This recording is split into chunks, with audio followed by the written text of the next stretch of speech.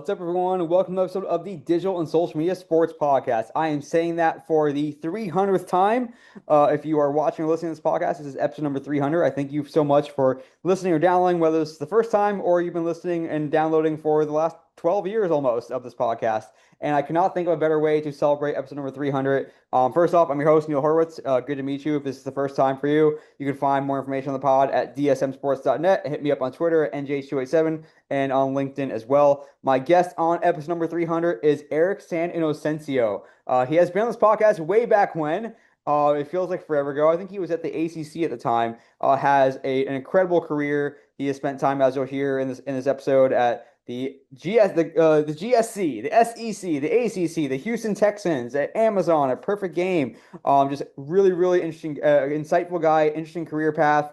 With so much good lessons to talk about. And in this episode, we talk about what it's been like just navigating his career throughout, especially getting these senior level roles, what it's like to go from those entry level jobs to a high level, senior director, VP, where he's been, what it was like going through the interview process at Amazon, which I found so interesting to hear about what a company like that does to find the right people, and what it's like now as he's looking for that next opportunity, and what it's like to go through finding jobs, being on the job hunt, dealing with the weight and the uncertainty of day to day, and what it's like to go through a job hunt at a highly high senior level like that when you're trying to find that next senior VP role or VP role, and what's like being in the sports space for a career, and how it starts to tie into your identity. Find the ability to have that work-life balance.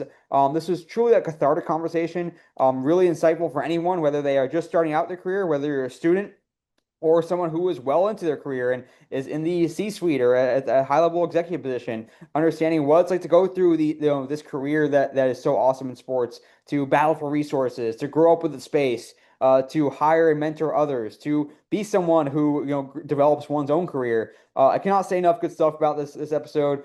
Eric is so thoughtful, so good, so honest. It's an incredible conversation for episode number 300. So here he is. Listen to Eric SanInocencio. I am back on the podcast with today's guest, and I am so psyched to welcome his return to the podcast. Someone I've been lucky enough to call a friend for years now, and we always have great conversations. My guest on the podcast today is Eric SanInocencio. He is just a veteran of the sports space, has been in so many interesting roles, also some time outside of sports as well. We'll go into all of it. But welcome to the podcast today, Eric. Neil, great to see you. We were talking before we started this, how when me and you get together, the conversation just flows. So it's great to get the chance to talk to you again.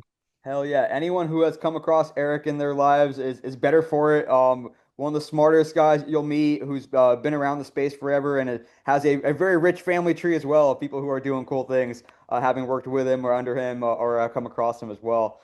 Before we get in the meat of our discussion, Eric, people can go back and listen to the first episode you were on back when you were at the ACC to get the full career path. But we're going to ask you to say it again. You can do a more abbreviated version if you want, but or you can go into detail. You've had a really exciting career already, up to date. Still a lot of room to go. Of course, you're not that old yet. We're both you and I are not that old yet. But tell us about your career path, your stops along the way, and we'll get more into it, of course, as we go here. Yeah, I think for me, it always started with sports. I was the first in my family to ever attend college, Neil, and it was because I got a baseball scholarship. So I went to Division II school, the University of Montevallo in Birmingham, which I'm super proud to be an alum of there. Played baseball for 4 years. And I think for me, my first dream was like, I'm going to play in the major leagues. And I really thought that I had a chance, but it took me about 3 weeks into my freshman year to realize I need to find another career path because I don't think that's going to happen with baseball. So when I was at Montevallo, I was blessed in that the sports information director at the time was this gentleman named Dwayne Peavy, who's now the AD at DePaul. And he was the one that told me, he's like, hey, you're good into stats. You really like sports. You understand how, to tell stories. You ever thought about sports information? I was like, what? I'd never heard of it. And so I got into that afterwards. I was a volunteer intern with the SEC and was lucky enough to get an internship there, paid internship later, making a whopping $18,500 a year to work at the SEC at my first job. But really enjoyed it, learned a lot, got to work with a lot of sports, volleyball, softball, got to know coaches and understand a little bit about how campuses operate from a athletics perspective. And that's kind of how my career started. Then I went to the GSC, spent 4 years there. That's the Division II league I played in. That's, I think, where we first got connected, Neil, when I was at the GSC. And what we were doing there was we had a staff of 5 people for the entire conference office. And so to your point, when we were talking about this off air, when you're at a startup kind of smaller agency like that, you get to wear multiple hats. Yeah. So I just lucked into social media. I liked it personally. I got my first Twitter account, I think in '07 or '08. And it was just at a time where it's like, man, I can meet these all these different people, kind of learn all this different information. But I used to get in trouble at work because I was on it so much. The commissioner used to come by and be like, "You're on this all day. It's not part of your job." And I was like, "Man, I better make it a part of my job so that I can do it and not get in trouble for it." And so that's really how it happened. I put the GSC on Twitter back in 2008, created Facebook pages not only for the league, but helped the schools do it as well. So these are schools like North Alabama, West Alabama that have traditions, great stories, great players. Tyreek Hill is a Division II athlete. He played at West Alabama. So there's great stories there, but you don't have the megaphone that you would if you were at some of the bigger conferences. And so what we did was we started trying to connect communities and build people that had these affinities for these smaller schools. And we use social media to do it. We were one of the first ones there. Our sideline reporter at the time at the GSC was a gentleman named Jim Cavall, who's Yep. now, of course, doing tremendous things in the college athletic space, founded a company called Influencer, and now is working, to help guide college athletics through this next phase. So we did that together. We had a podcast. We didn't know it was a podcast back in 2009. It was just us kind of talking about what was going on in the league. And so when I did that, I really learned how valuable it was in terms of storytelling and the reach that you could have in social. Yeah. So Yeah, about a year it later, wasn't go ahead. obvious then. Like now it's obvious. Like, of course you have a Facebook page, of course you have a Twitter account, but like you were literally starting these first handles. I was starting the handles, but I was also starting to understand like how people craved that connection and that kind of how sports was special in that way, where it didn't matter what your background was. If you were together rooting for the same team or program, like you could build a special connection through that. And so I think, me and Jim talk about it all the time. I used to tell Jim, I was like, Jim, they're going to be teams that their focus is doing this social media stuff. He's like, you're crazy. And then like 5 years later, he started the company to prove it. Yeah. But it was fun because back at that time there was no parameters. It was basically Twitter and Facebook. That was it, right? Instagram didn't exist, and so you were learning. And so about a year after I started all that, the SEC called me and they were like, "Hey, can you do this for us?" And I was like, "Oh, cool." And at the time, like the job didn't exist, so I essentially got to write a little bit of my job description. Like I was still updating websites, Yeah. right? Like this was all part of what the digital experience was back then. I was writing. I used to write a column, SEC football column. So at that time, there was no defined lanes of where this was to go. Commissioner Slive.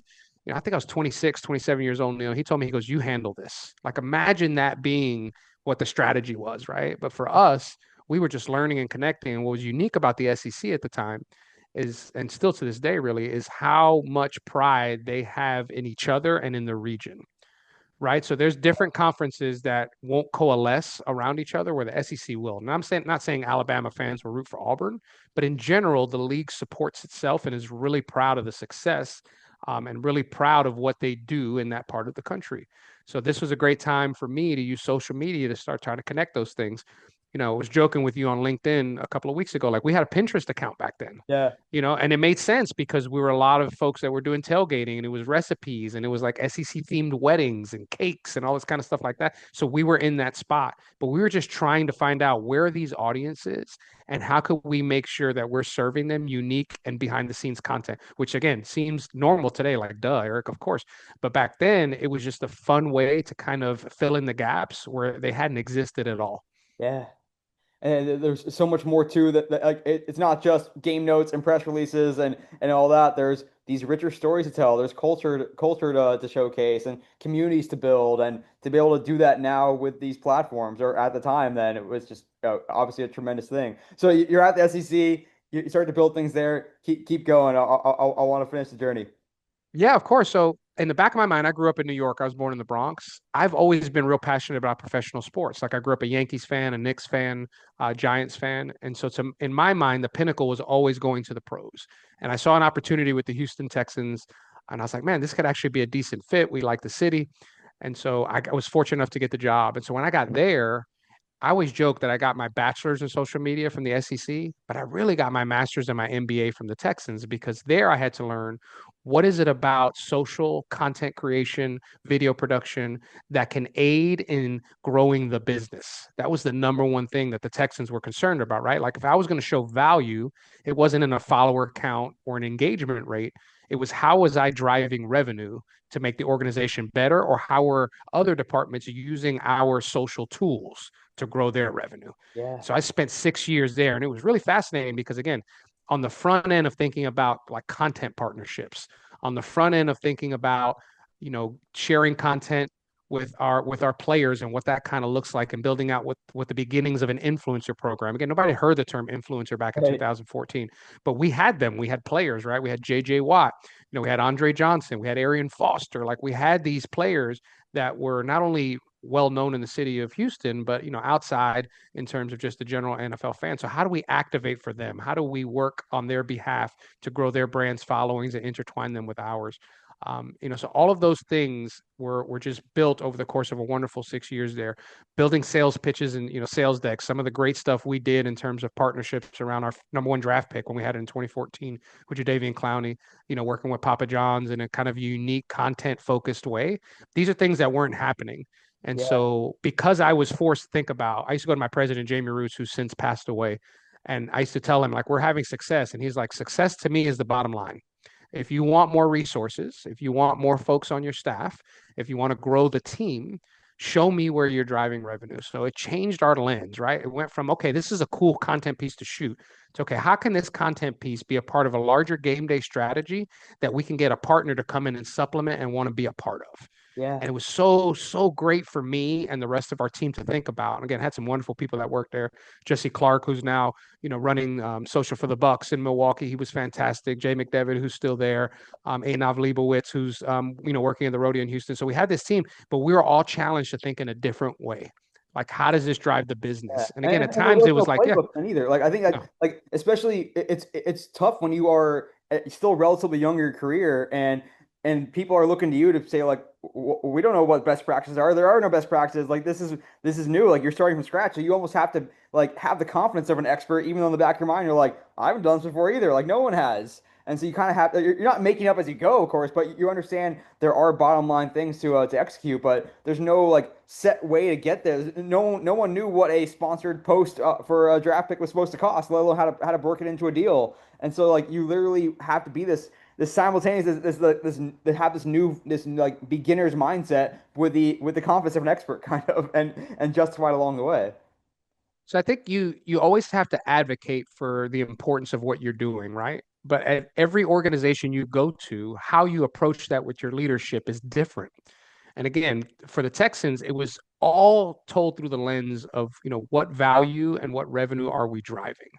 And so I think it's important as you grow as a leader and you're running these departments and trying to help your team grow within an organization, you have to speak the language that leadership understands. Yeah. And again, every one of those situations is different. When I went to the ACC, which is the next stop on during my career, there was some revenue opportunities there, but they really wanted a centralized message for the league.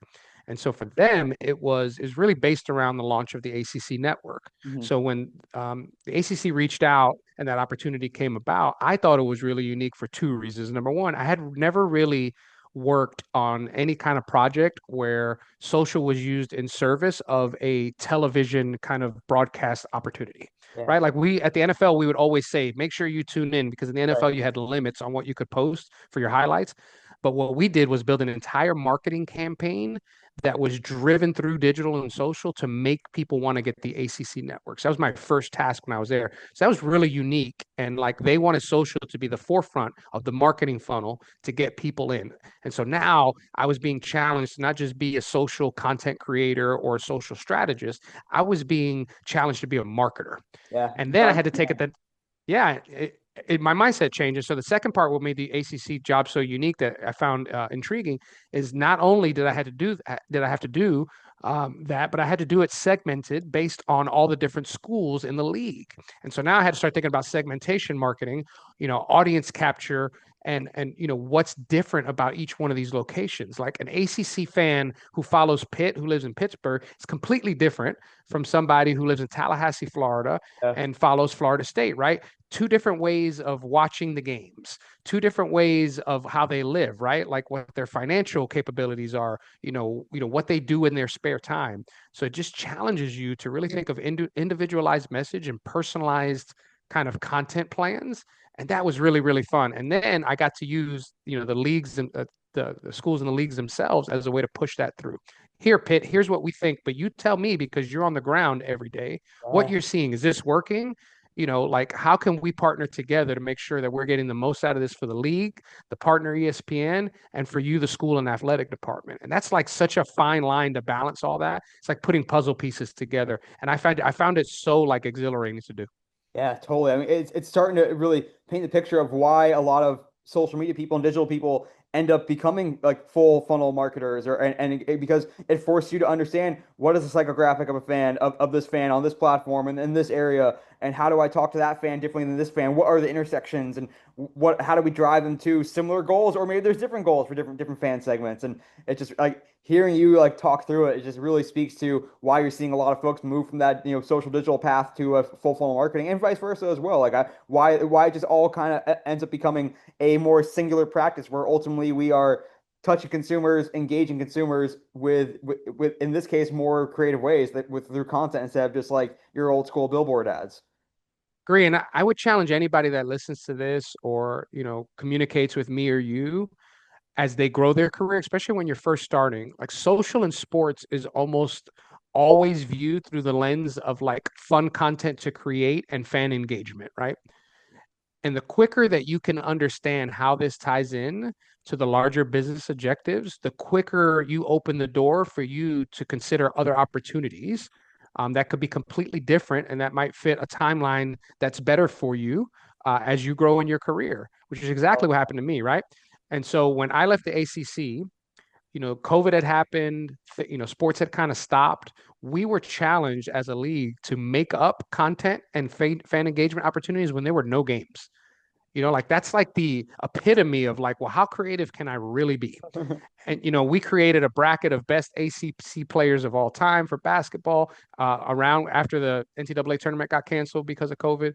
And like we had this battle internally. Do we include all the players from the schools that are in our league now Right. or not? And and it was funny because I think like Carmelo Anthony made the Final Four. He never played in the ACC, but he was part of Syracuse. We had to include everybody, but the fans ran with it and they thought it was fun. So like it was fun, like it was just real challenging to think about that. So as we're going through that, I was like, man, well, what do I want, as I continue to grow?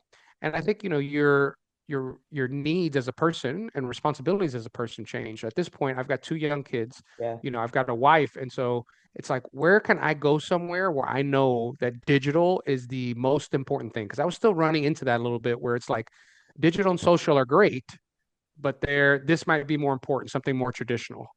And like there'll be times when you work in an organization, not like the ACC was fantastic. My boss Ben Terrio is a real visionary. I mean, he's a deputy commissioner there, but there's just certain limitations on what you can do, either based off how an organization's run or the partnerships that they may have.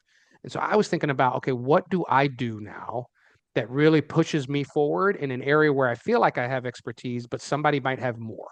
And that's where Amazon came about, right? And so when I saw Amazon, I was like, oh my gosh, they're on the forefront. Everything they do is digital. I mean, I know they have Whole Foods now and they have like these Amazon Right. Go and the Right. Amazon Fresh stores, but like it's a digital faced company, right? Digital forward company.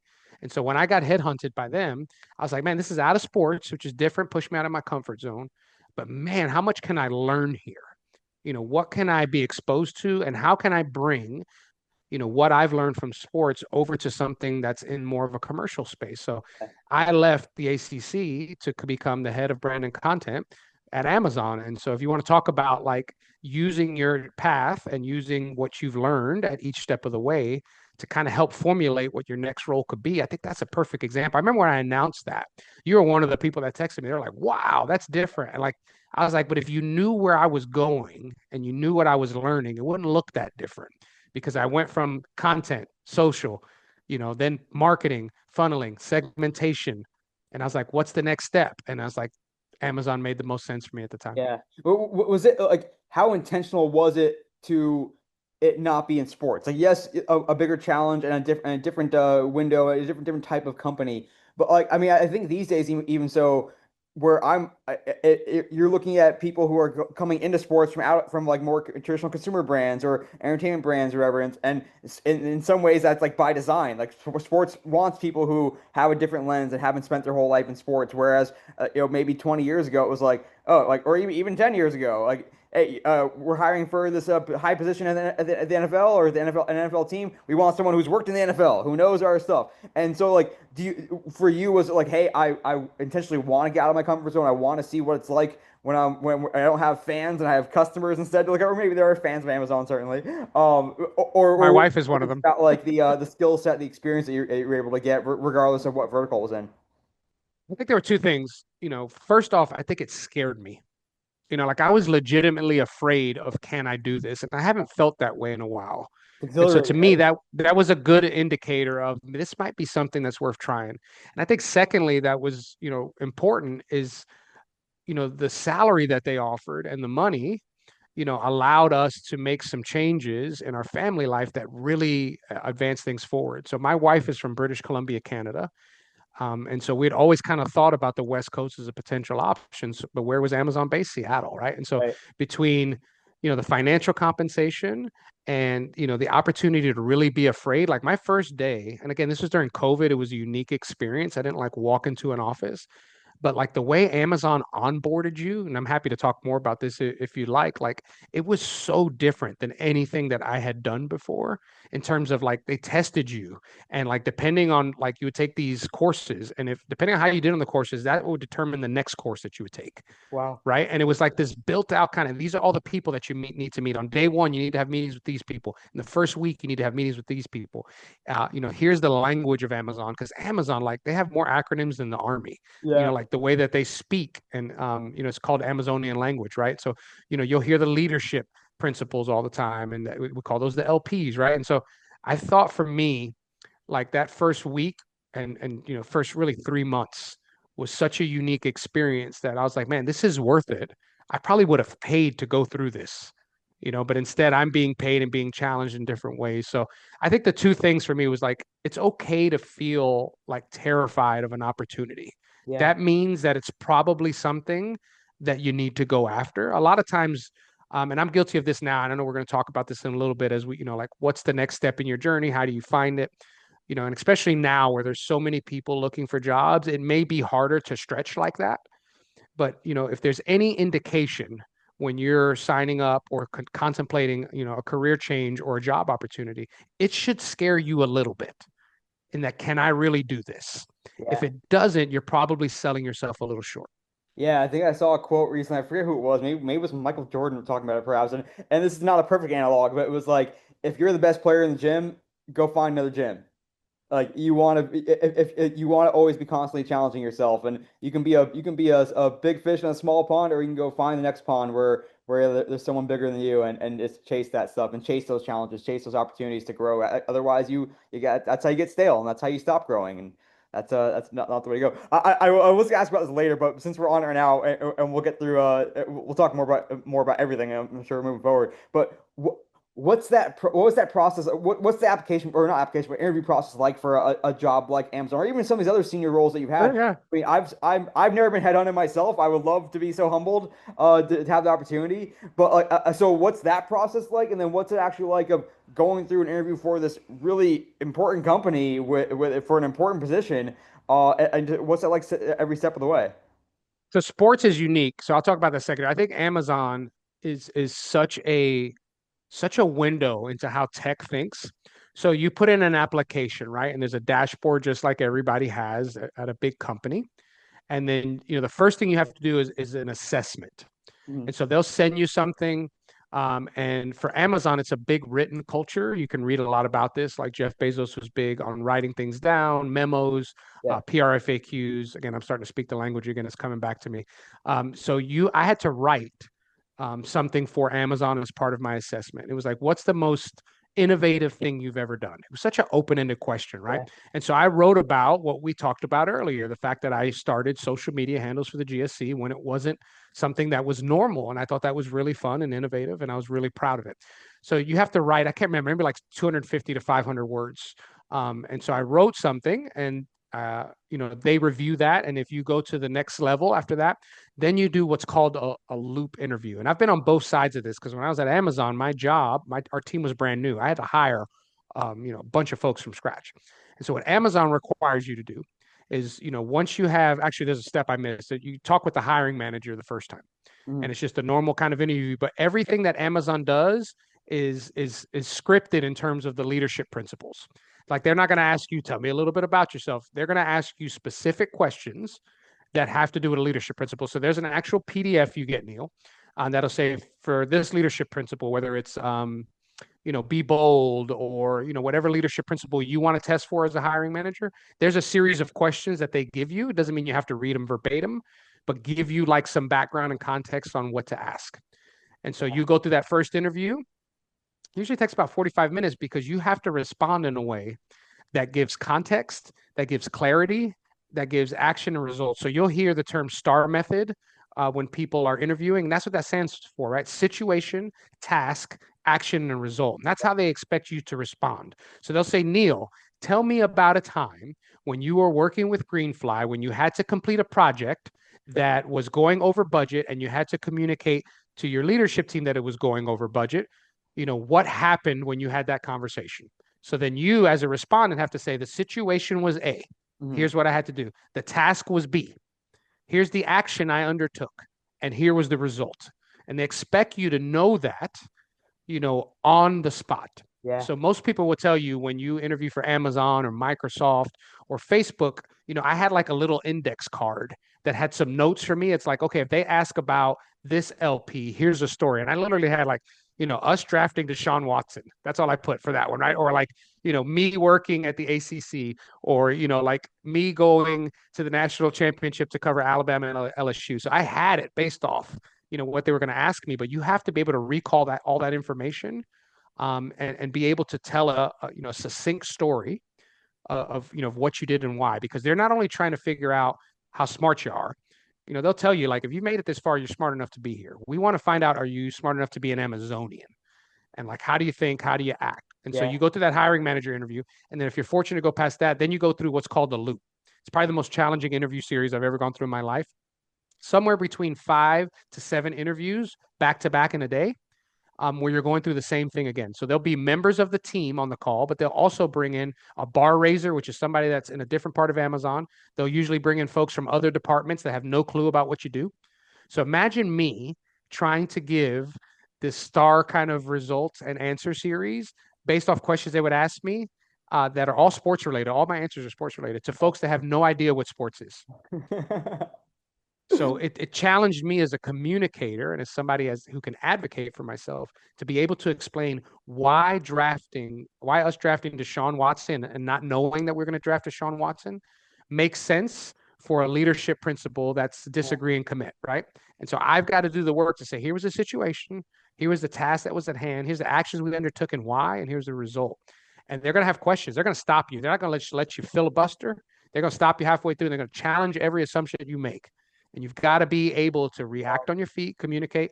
And so by the end of that day, you are wiped, because these are like 45 minutes an hour, each one of them. So it can be anywhere from 4 hours to 6 hours. And again, you get a little break in between, but they are coming through, and this is what I'm going to do. And then what happens, just having been on the other side, is that group gets together, the loop group, Mhm. and then they decide, and they'll have to put feedback into your file. This is how they responded. This is what I like. This is what they said. Like it's almost like a transcript. And then you vote whether to hire or not to hire. And then there's a debate. Like you come into the room and there's the 5 folks we're deciding on Neil today whether we're going to hire him for the role of content leader for Amazon. And so they'll each go around. They'll be like, Eric, you were tasked with these 2 specific leadership principles. How did they respond to the questions? Yeah. What were some of the things that stood out to you? And then you'll kind of read your report that's already in the system that everybody's looked at. You'll talk about it, and each person will go through. The goal with the 5 to 6 interviewers is that they can try to cover as many leadership principles as Yeah. possible. And so at the end, then we vote inclined or not inclined, which is such a weird way to say it, but they're like, I'm Mhm. inclined. And you need like, it's not always unanimous, but you need pretty close to unanimous to be able to move forward. And the HR lead is in there. So they know, okay, if we move forward, we're going to make an offer, blah, blah. So again, Amazon thinks all of that through for one hire. Whew. And they'll tell you that it takes between 3 to 6 months from the time they post a job to the time they hire. That's how serious they take it. And you have to do all of that just to get to the point where you want to offer somebody a job. And so it really challenged me as I was going through it as a manager. I mean, I think I did like 60 interviews at Amazon. There's an interface that they'll tell you this is how many interviews you scheduled, this is who you've talked to. And I think in the 2 years I was there, I did 60 interviews, just talking to people, like, because I'm trying to build out a team. We needed writers, we needed video producers, we needed graphic designers, Yeah. and so just learning about how to ask questions and how to make sure that that people. I mean, you would hire folks at Amazon that maybe weren't the best fit for that immediate job, but they would be better Amazonians long term. What a Yeah. different way of thinking, right? For real. So it was fun. It was exciting. It was challenging. I know that was a long answer, but hopefully that gives you some context. No, that's fascinating. Even just and Amazon, it may not be the same as every other place, but just the idea of like what it's like to get these really senior level roles where you are going to be, especially someone going to that role where it was being created and they're going to rely on you to build out a team too. That's a huge responsibility. And you've been in similar shoes at other places as well. I guess let's put a bow on the journey and talk about PG, about Perfect Game as well, where you also like we're stepping into an operation and we can talk about the dynamics there also. Yeah. So I was at Amazon for 2 years. And again, it's the hardest job I've ever had by far. And so when in the end though, I just miss sports. It's hard to explain to people that don't work in sports, what it's like to kind of be involved in something that you're super passionate about, especially in the sports space. And so when PG had an opportunity, they had a vice president of social media opportunity. And, as I mentioned earlier, I'm a college baseball player. I coach Yeah, baseball. My son's involved. You see a lot of baseball memorabilia behind me. Just seemed like a really great fit for me at that point in my career. It was remote, which was great. We didn't have to move. We could stay in the area. And so when I got hired at PG, and again, I was familiar with the brand already just because my son was playing at that level. yeah. And For for those folks who that, don't know, yeah, Perfect Game USA, I mean, you can describe better than me, but they put on a lot of youth baseball tournaments. It's a high level baseball, competitive baseball. Primarily, tournament organizers is probably the biggest thing, and then some. Again, if I'm missing anything or mischaracterizing, fill in the blanks. no, I think you nailed it, right? And so for the youth space specifically, it's a brand, right? It's a lifestyle brand. They have merch and marketing and all that kind of stuff like that. And I think people are proud to be a part of it because what it says is that you are at the top level of baseball athlete at your Yeah, age if you're playing. So it's like definitely a designation that comes with it. So when I came in there, they had content folks and they had some marketing folks, but they didn't have a traditional social media operation. I remember asking her in my interview, like, do you have an org chart? And they're like, no, we're hoping that you can build one for us. So I was like intrigued by that, right? It was exciting. And so we spent time there, like just trying to get the nuts and bolts down of how do you operate. And I was trying to communicate that to our leadership and, making sure that, we get all the posts because, yeah, partnerships with Rawlings, partnerships, with all these different, brands that were working with us. And we just got to make sure that we understand what that value is and how we actually execute it. And so the challenge with PG is I think it's in 40 states, maybe more, and you have tournaments every weekend. There's thousands of tournaments every yeah, weekend. So you're never going to be in a position where you can, have a video person at each one of these. So you've got to learn kind of how do you tier these to maximize what you're trying to promote, which is obviously the brand, the tournaments, getting more people involved, the individual showcases. There's a whole component there where there's like some showcases for those that are not aware is as you get older, recruiting can be done through showcase services, right? So like you show up at a showcase, there may be some colleges there, and this is for kids that are mostly, juniors and seniors in high school. They want the opportunity to be seen by a college coach and evaluated because they want to play at that level. And showcases can be an easy way to do it. So there's a business built off the back of that as well. So we just spent that first, 3 to 6 months really trying to figure out like what are our areas of need for the team. How do we structure this? How do we communicate? How do we put some guardrails around this? And just organize it a little bit more. And I mentioned this a little bit earlier, but I think it's important for folks that are thinking about in their career.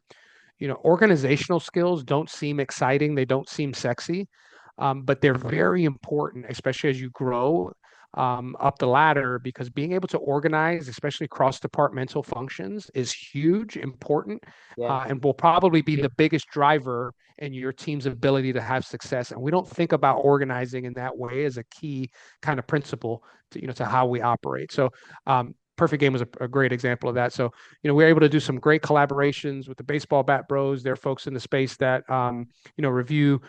baseball bats. And again, just it was such an influencer strategy. I think what was unique about PG and what helped me so much as a professional is that I was now marketing to a segment of kids that were 9 to 18 years old. And so it's such a unique way that they consume content, Hmm. who influences them. I mean, it was different. We started to like market segment based off what's the difference between a 9 to 12-year-old versus the 13, 14-year-old versus a 15 to Yeah. 18-year-old, right? Wow. And so we actually built out these models that talked about like who's the biggest sphere of influence, how do we communicate with them? What platforms do we think make the most sense? Because you have to divvy it up. It's such a different experience, but if you're 16, 17 years old as opposed to if you're 11. Yeah. And so we spent a lot of time thinking about content through that lens and how our platforms were operating. And also, this is where YouTube became such a monster part of our strategy because, any young person will tell you YouTube is probably the front door for what they Totally. consider a television experience, right? It's not cable, it's not any of that stuff. They probably can't tell you what the MLB network was or what time a potential game is on, but they can tell you when their latest influencer drops a new video, right? Like they're just conditioned that way. And I think what YouTube, and we're talking about this on LinkedIn a week or so ago, what YouTube has done brilliantly is because they get you earlier with the cocoa melons and the cartoons and all that kind of stuff like that, is they've conditioned you how to use YouTube Yeah. by taking all the other parts of social media, right? So YouTube Shorts is what? That's IG, that's Instagram Reels, right? It's Yeah. TikTok. Their community feed, which I don't think a lot of marketers use or think is important. That's the IG grid. Yeah. And they've got that, right? They've got live, which is a part of all the different social channels. So when you are first signing up, you can't sign up to most social media platforms till you're 13, but you can get a YouTube Kids count way earlier than that. So you've got 3 or 4 year head start with YouTube and like understanding how that environment is. And so now you can just inject all this content in and get a head start in terms of how you're building a relationship with your fans, especially the younger ones. So learned a ton there. I, Spent I, a I wonderful want to year. touch on PG real quick too, Yeah, and go for it. Yeah. like when you build out the operation and you're like basically being given reins, or is it like, hey, this is what I can do if I have this kind of budget, or it's like, hey, you have this kind of budget, do what you can with it, or this is what I suggest we do, this is how much it's going to cost, this is what I think we'll be able to get out of it, or this is like option A, option B, option C, this is how much we'll hire here, this is how much we expect to make here. Like, how do these decisions come into play with it, where it's a P&L being handed to you, or a budget being handed to you, or you building out like prospective operations or a wish list? Like, how does that actually work from that senior level role?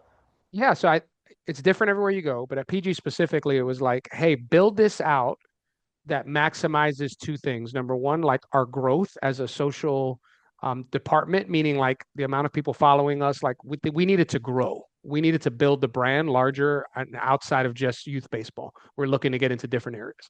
So that was the first thing they told me. The second thing is we want to build revenue in the future. It wasn't like immediate, but Yeah. it was something that they wanted to consider. So I said, okay, we have an existing budget that touches different departments.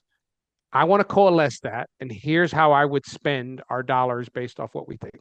So I was given a number per se, or given a number that we tangentially touch because it wasn't a social media proper department. Mhm. So like we do this, we do this, we do that. So let me bring all that in, and let me figure out based off our staffing, based off, we started to build an intern program there. All of those things, we partnered with Blinkfire, like we did some things there. And it was like, well, here's where I think is the maximum revenue. Like, if you give me this amount, here's how I would spend it. And so each place is a little bit different. Most of the places you go will already have an established departmental budget Mhm. that you have some ability to influence and make change. But PG was unique in that social media was considered part of all these different areas that were already in existence, and we were bringing it together. Does that Yeah. answer your question? Yeah, for sure. And you've been, of course, part of a very rapidly evolving industry of being on the front lines of content and social and digital. And so you've had to be at places where it started out maybe as a one-man band and then you grew a team. And now, like, I'm sure from the time you arrived to the Texans to the time you left, there was a lot more people that were working on social and content at that point. So you have these little, like, I guess, how do you view it? Are these like stepping stones along the way where you might look at like what are our peers doing and why is our team should our team be bigger, or we think that if we add this person that we expect to be able to yield XYZ? Like, have you found that throughout your career? And again, to your point, it is different at every place, but there's a framework at play as well, I'm sure. Think everyone always thinks they're understaffed. Like I haven't met Totally. a person that says man, we've got too much, let's do less, right? So I think the way I've approached it, and this has changed over the years, right? Like I try to stay away from comparison. There's a great quote: comparison is the thief of joy, right? And so I always think about that in terms of department, because if you look somewhere else, or if you're looking for somebody that has more, you will always find them and it'll always leave you frustrated. So I think what I've tried to do is I've tried to use the Amazon idea of working backwards, right? What is our goal as an organization? Or what are the three goals that we have? Mm, And how, as a social content marketing department, can we influence the success of those goals? And then I want to build a team that feels personal ownership of those so that I don't have to tell them every single thing they need to do. They already know. yeah. So, for example, at Amazon, we had the idea of like we have to get more people signed up into Amazon store. So again, just a little bit of context so people know, like, why would it be important for me to care about these selling partners?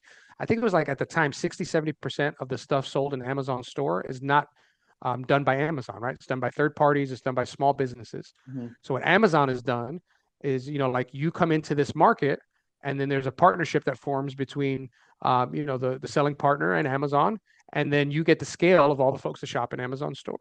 And so as you do research, you kind of understand in general when it comes to entrepreneurs, the biggest fear that they have is that they're doing this all alone, right? And they don't realize, because you're head down in your business, you're working hard, you're trying to start something from scratch, but you don't realize there's all these other people that are doing the same thing that you are.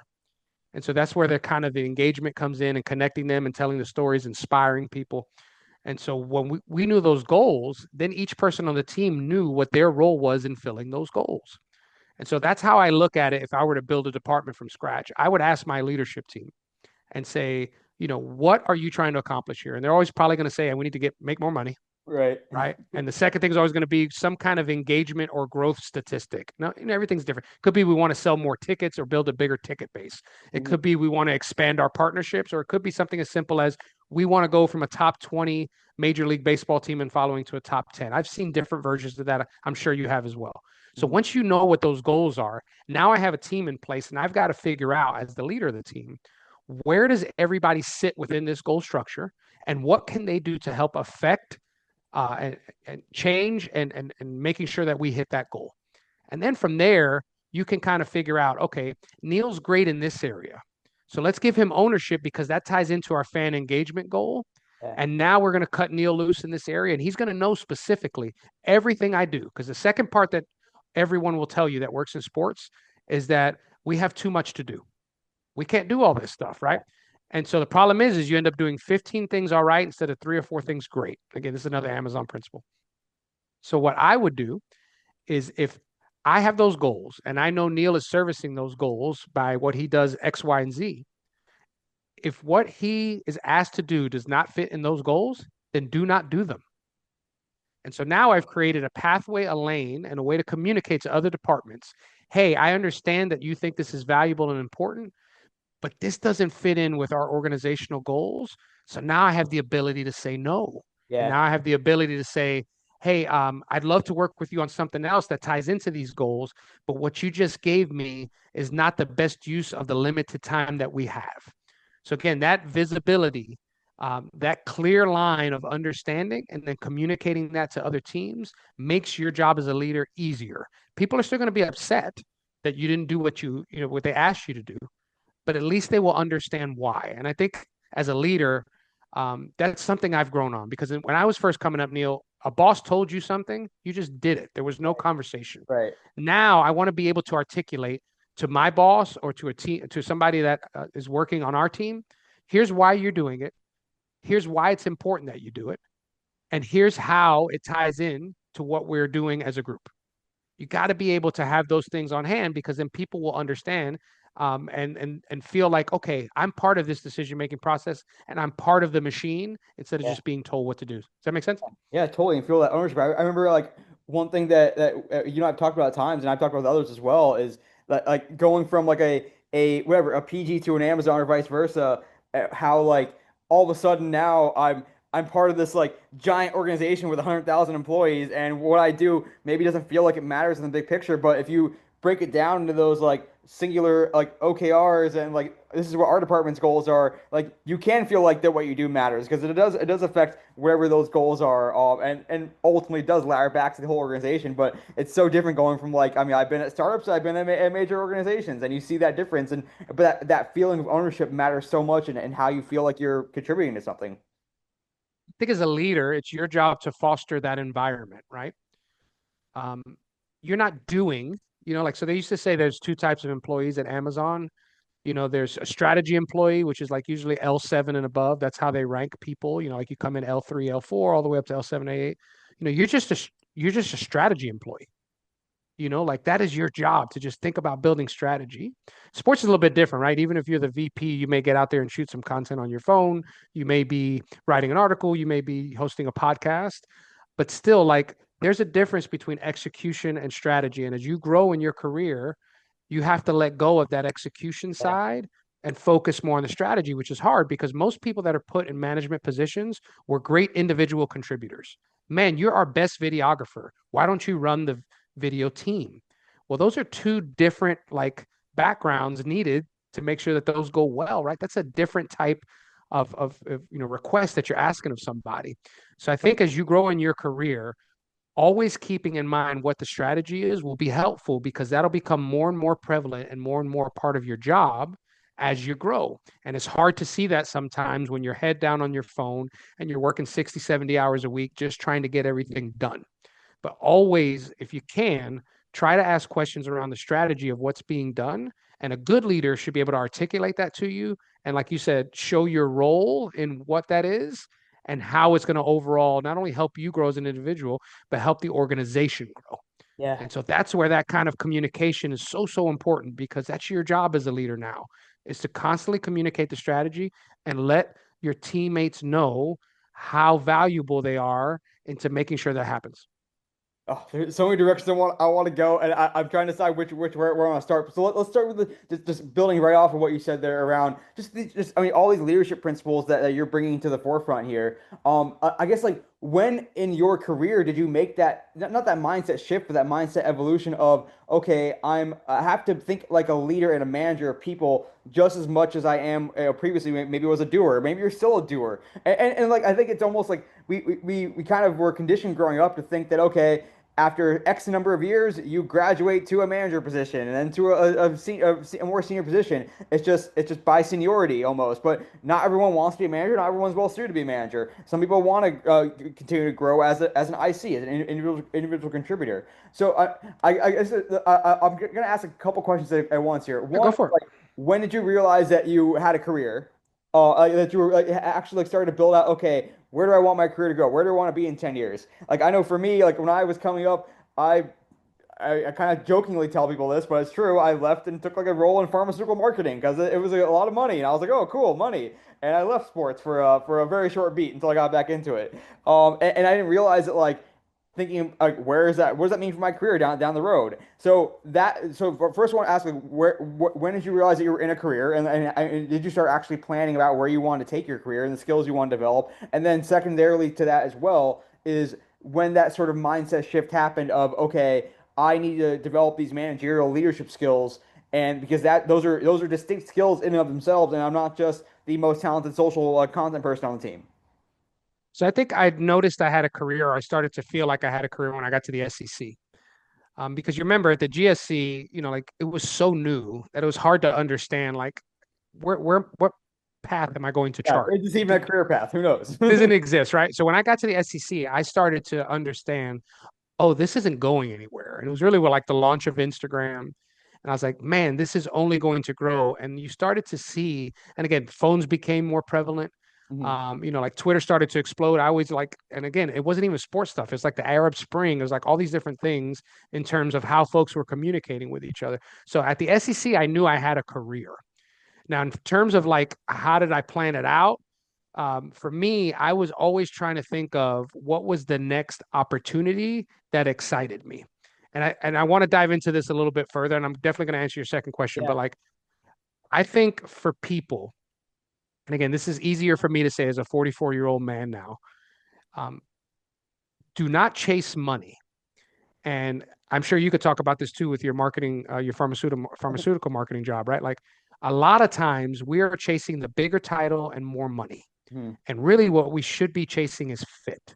And again, I know that's easy for me to say as somebody who's run social and digital at a lot of big brands, companies, all that kind of stuff. So it's easy for me to say that now.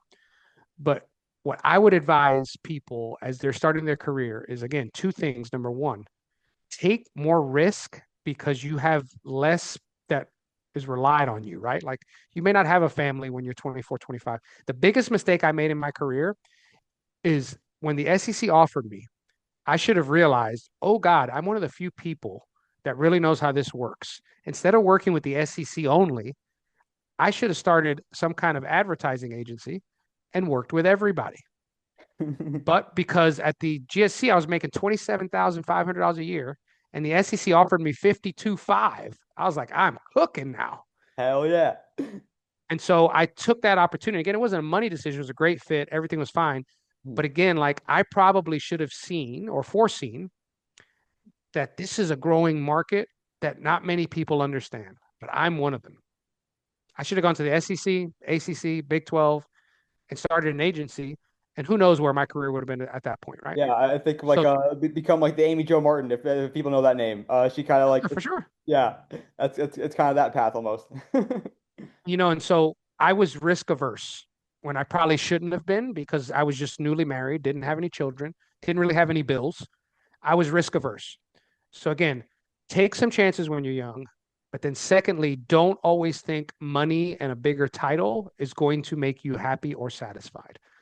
There's a good study that tells you once you make past $75,000, and most people listening to this like 75 grand, that's a lot. And it is a lot. But once you make past that, your life's not going to change a ton in terms of what you need and what you're able to do. And we all want to be comfortable. We all want to have, just that level that, we don't want for anything. But once you get past that point, choosing money and title is not going to automatically guarantee you happiness. I always go back to fit. What is the best fit, right? What is the best fit for my skill set? What is the best fit for me as a person? What is the best fit for my family or whoever else is important to me? And so, just giving you advice, giving this group advice, the folks that listen to your podcast, um, that's how I would look at it if I could do it over again. Yeah. And then to answer your second question, when did it switch? I really wanted to be a good manager is important to me. And I think it's because I'm a coach at heart. Like what I'm doing now is I'm coaching softball, my daughter's softball. I love to coach kids. I've been coaching, sports as long as I can remember. It just brings me a lot of joy, to help others succeed. That's just who I am. So when I got the opportunity to manage, the first time I managed somebody was at the Texans. And so, and I'd love, I don't know if you've ever spoken to Jesse or interviewed him on this podcast or to Jay McDevitt to the world. I Yeah. would love for you to ask them, like, was Eric over the top too much? Because I probably was. But I wanted to make sure, and again, not that we were friends, is that we had a good manager and employee relationship because I had had some bad ones. And so it was important to me. So the skill set, I really tried, and Commissioner Slive used to always tell me this. He used to say, hey, if I make a decision and you disagree with it, write it down. Because by the time you're in my position, you're not going to remember what it was like to be you at 22, 23 years old.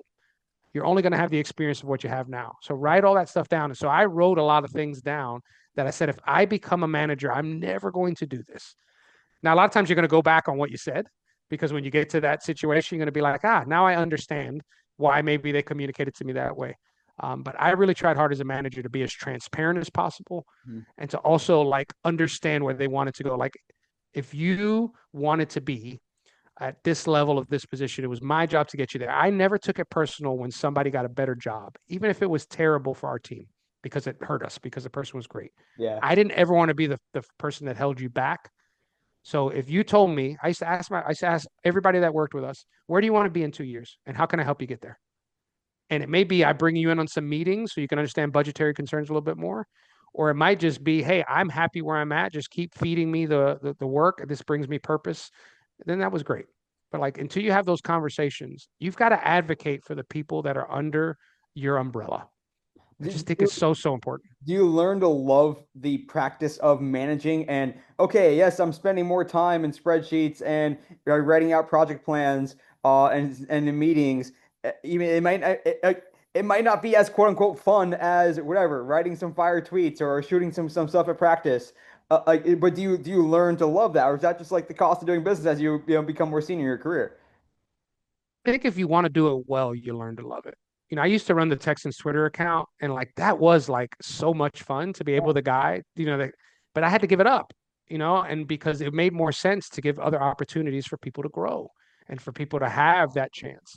And so managing people is not always easy. People, like they have things going on, they have challenges and how they like to be managed. Everyone is different, and it takes more time, I think, to be good at it, right? I can't treat Neil the same way I would treat Eric or the way I Right. would treat my son Derek, right? Everybody's different. And so you've got to take the time to ask them, how do you like to be communicated to? You want me to email you? You want me to text you? You want me to call you? You want me to sit down and have a one-on-one? Like, what's the best way? Because everybody's different. And a Yeah. lot of managers don't take that extra time. And that's where the breakdowns start to happen, right? Like for me, if you think about a team and everybody's pulling in the right direction, it means the leader has taken the time to figure out what works best for each person and then tried because we're not perfect and we're always learning, try to put that person in the best position for them to succeed. That's all you're trying to do every day as a manager. I want to touch on a handful of more things here, Yeah, but go for it. yeah, like I know we talked a lot about Amazon already, but I kind of want to talk a little bit about identity and the idea that like, especially when you start your career in sports and it's sexy and it's cool, everyone's like, "Oh, I'm so jealous! Like, well, that sounds so much fun." And when people ask what you do for a living, you're like, "Oh, I work for XYZ like team or conference or whatever," and you get that reaction. Like as you transitioned. For you, but you've been in sports most of your career, so you haven't had this quite as much as like me, for example. Like, do you start to understand? Okay, my identity is I'm a sports guy, and that's my thing. Like, and that's what people know me as, and I'm gonna be this sports expert, sports business person. When you like left Amazon, does that, or when you left for Amazon rather, as this example of kind of your departure from sports for a period of time, did you grapple with identity much at all, or just even throughout your career in general, any sort of identity concerns? And how important that or was that to you? All the time, and I still do. I think sports is unique in that it allows you to be a part of something that's bigger than yourself, and it's one of the few areas where you can really pull forward and feel success with a unit, right? Like when the Texans won or the SEC won a national championship, there's a small part of you that felt like you helped in some way. Obviously, it wasn't throwing the ball or making the 3-point shot. When I was at the Texans and we went to the playoffs, like we celebrated like we were part of the team, even though we were just helping ancillary because we felt all as one. Yeah, And there's something special about that, right? And so when I left for Amazon, and there's other parts of your life that kind of fill that void. Like I have index cards around my office, and the one that I always have that I keep right in front of me every day is this one, right? love it. So my existence and who I am as a person will always be dad. And I'm Yeah, sure we're going to talk about this here in a little bit as I transitioned out and I'm, looking for my next opportunity now. But what sports does is it makes you feel part of a community. And I think like that's something that we all will grapple with even when we leave. There may be other things that you'll find, that will make you feel that way, but being able to say I'm part of, back in the day it was, hashtag SM sports, right? Like it was like to feel like you're part of that is really special. And even now, I always joke because I live in Gig Harbor, Washington. It's a small, kind of community outside of Seattle. Nobody here knows who I am or what I've done.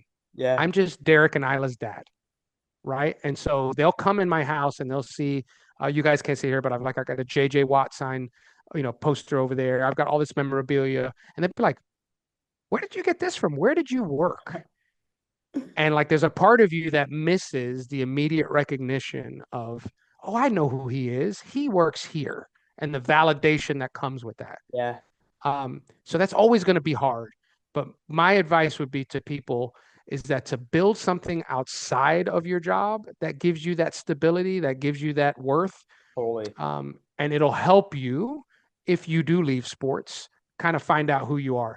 And again, I always refer to studies a lot, but most studies will tell you the two things that will frame your long-term happiness is your purpose in life, meaning like what you're doing, and secondly, the community with which you belong. And that could mean a lot of things, right? It could mean your religion. It could mean, something that you're passionate about. It could be volunteering. It could be all those things. But finding something that gives you that purpose and a larger sense of community will help. But nothing does that like sports does. We Yeah, don't have to search that out. We already have it every day when we go to work. So totally. it is a challenge for you once you leave it to fill that bucket. And I always joke, I was like, man, I used to be this guy. I joke with my kids. I was like, your dad used to be a big deal. And they're like, but you are a big deal to us. You're our dad. And Yeah. that recenters the conversation. So that's how I'm, again, long answer, but hopefully people that hear that can understand. Like, it's something you'll grapple with all the time because there's not a professional experience that will give you that sense of purpose and sense of community in a job as much as working in sports will. I don't think so. It's just so unique. Totally. I mean, just and the way that a leisure activity, a passion activity intertwines with your job, with your paycheck. And like I always like the average person, they work to live. They work to support their family. They work to have fun on the weekends. They work to go to the games on the weekends.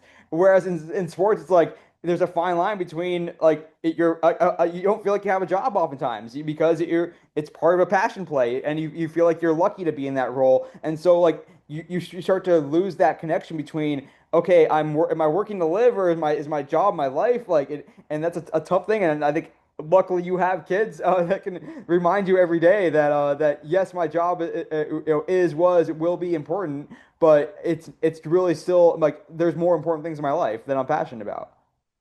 Again, that just comes with time and perspective, right? And I think as you're young, being able to immerse yourself in something that gives you that sense of continuity, that sense of purpose, and to your point, like something that feels special.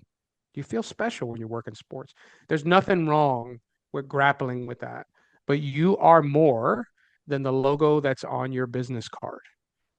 And so continuing to find those pathways outside of it. And again, it could be anything. For me, it's coaching sports. It's coaching a softball team. I've got an 11 and 12-year-old softball team I coach, and I treat them as if I'm, Patrick Murphy at Alabama. And, we've got all these practice plans. I take it way too serious, but like that's the way I pour out, into other people and how like I feel that I'm providing value. Yeah. So again, just trying to find those areas, and it could be all kinds of stuff. There's no right or wrong answer. But yeah, it's unique, it's tough, and to be honest, I don't think that ever goes away, Neil. I just Yeah. don't think it does.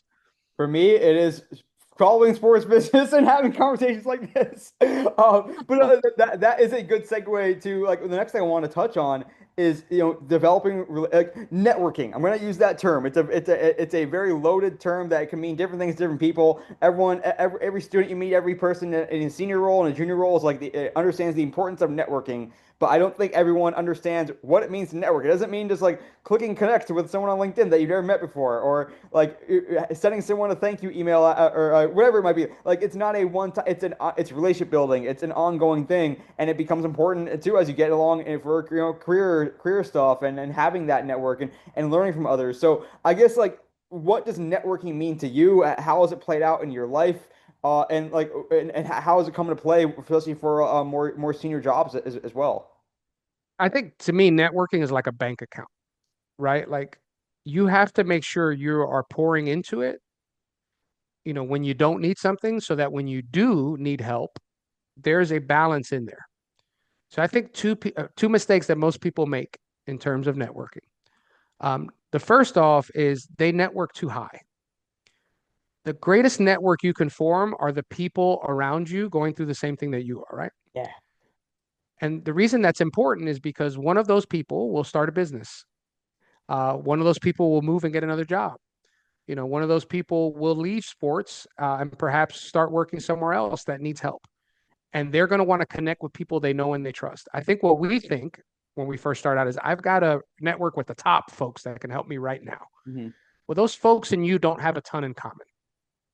So it makes it more awkward and it makes it harder to build a true connection. So Jim used to always say, he used to say, hey, I want relationships over transactions. And so I was like, man, that's so smart. And so to me, I've always tried to build relationships, connect with people that have similar backgrounds as you. And, this happens. You'll go to an NFL event, you'll go to, Gondola or something like that.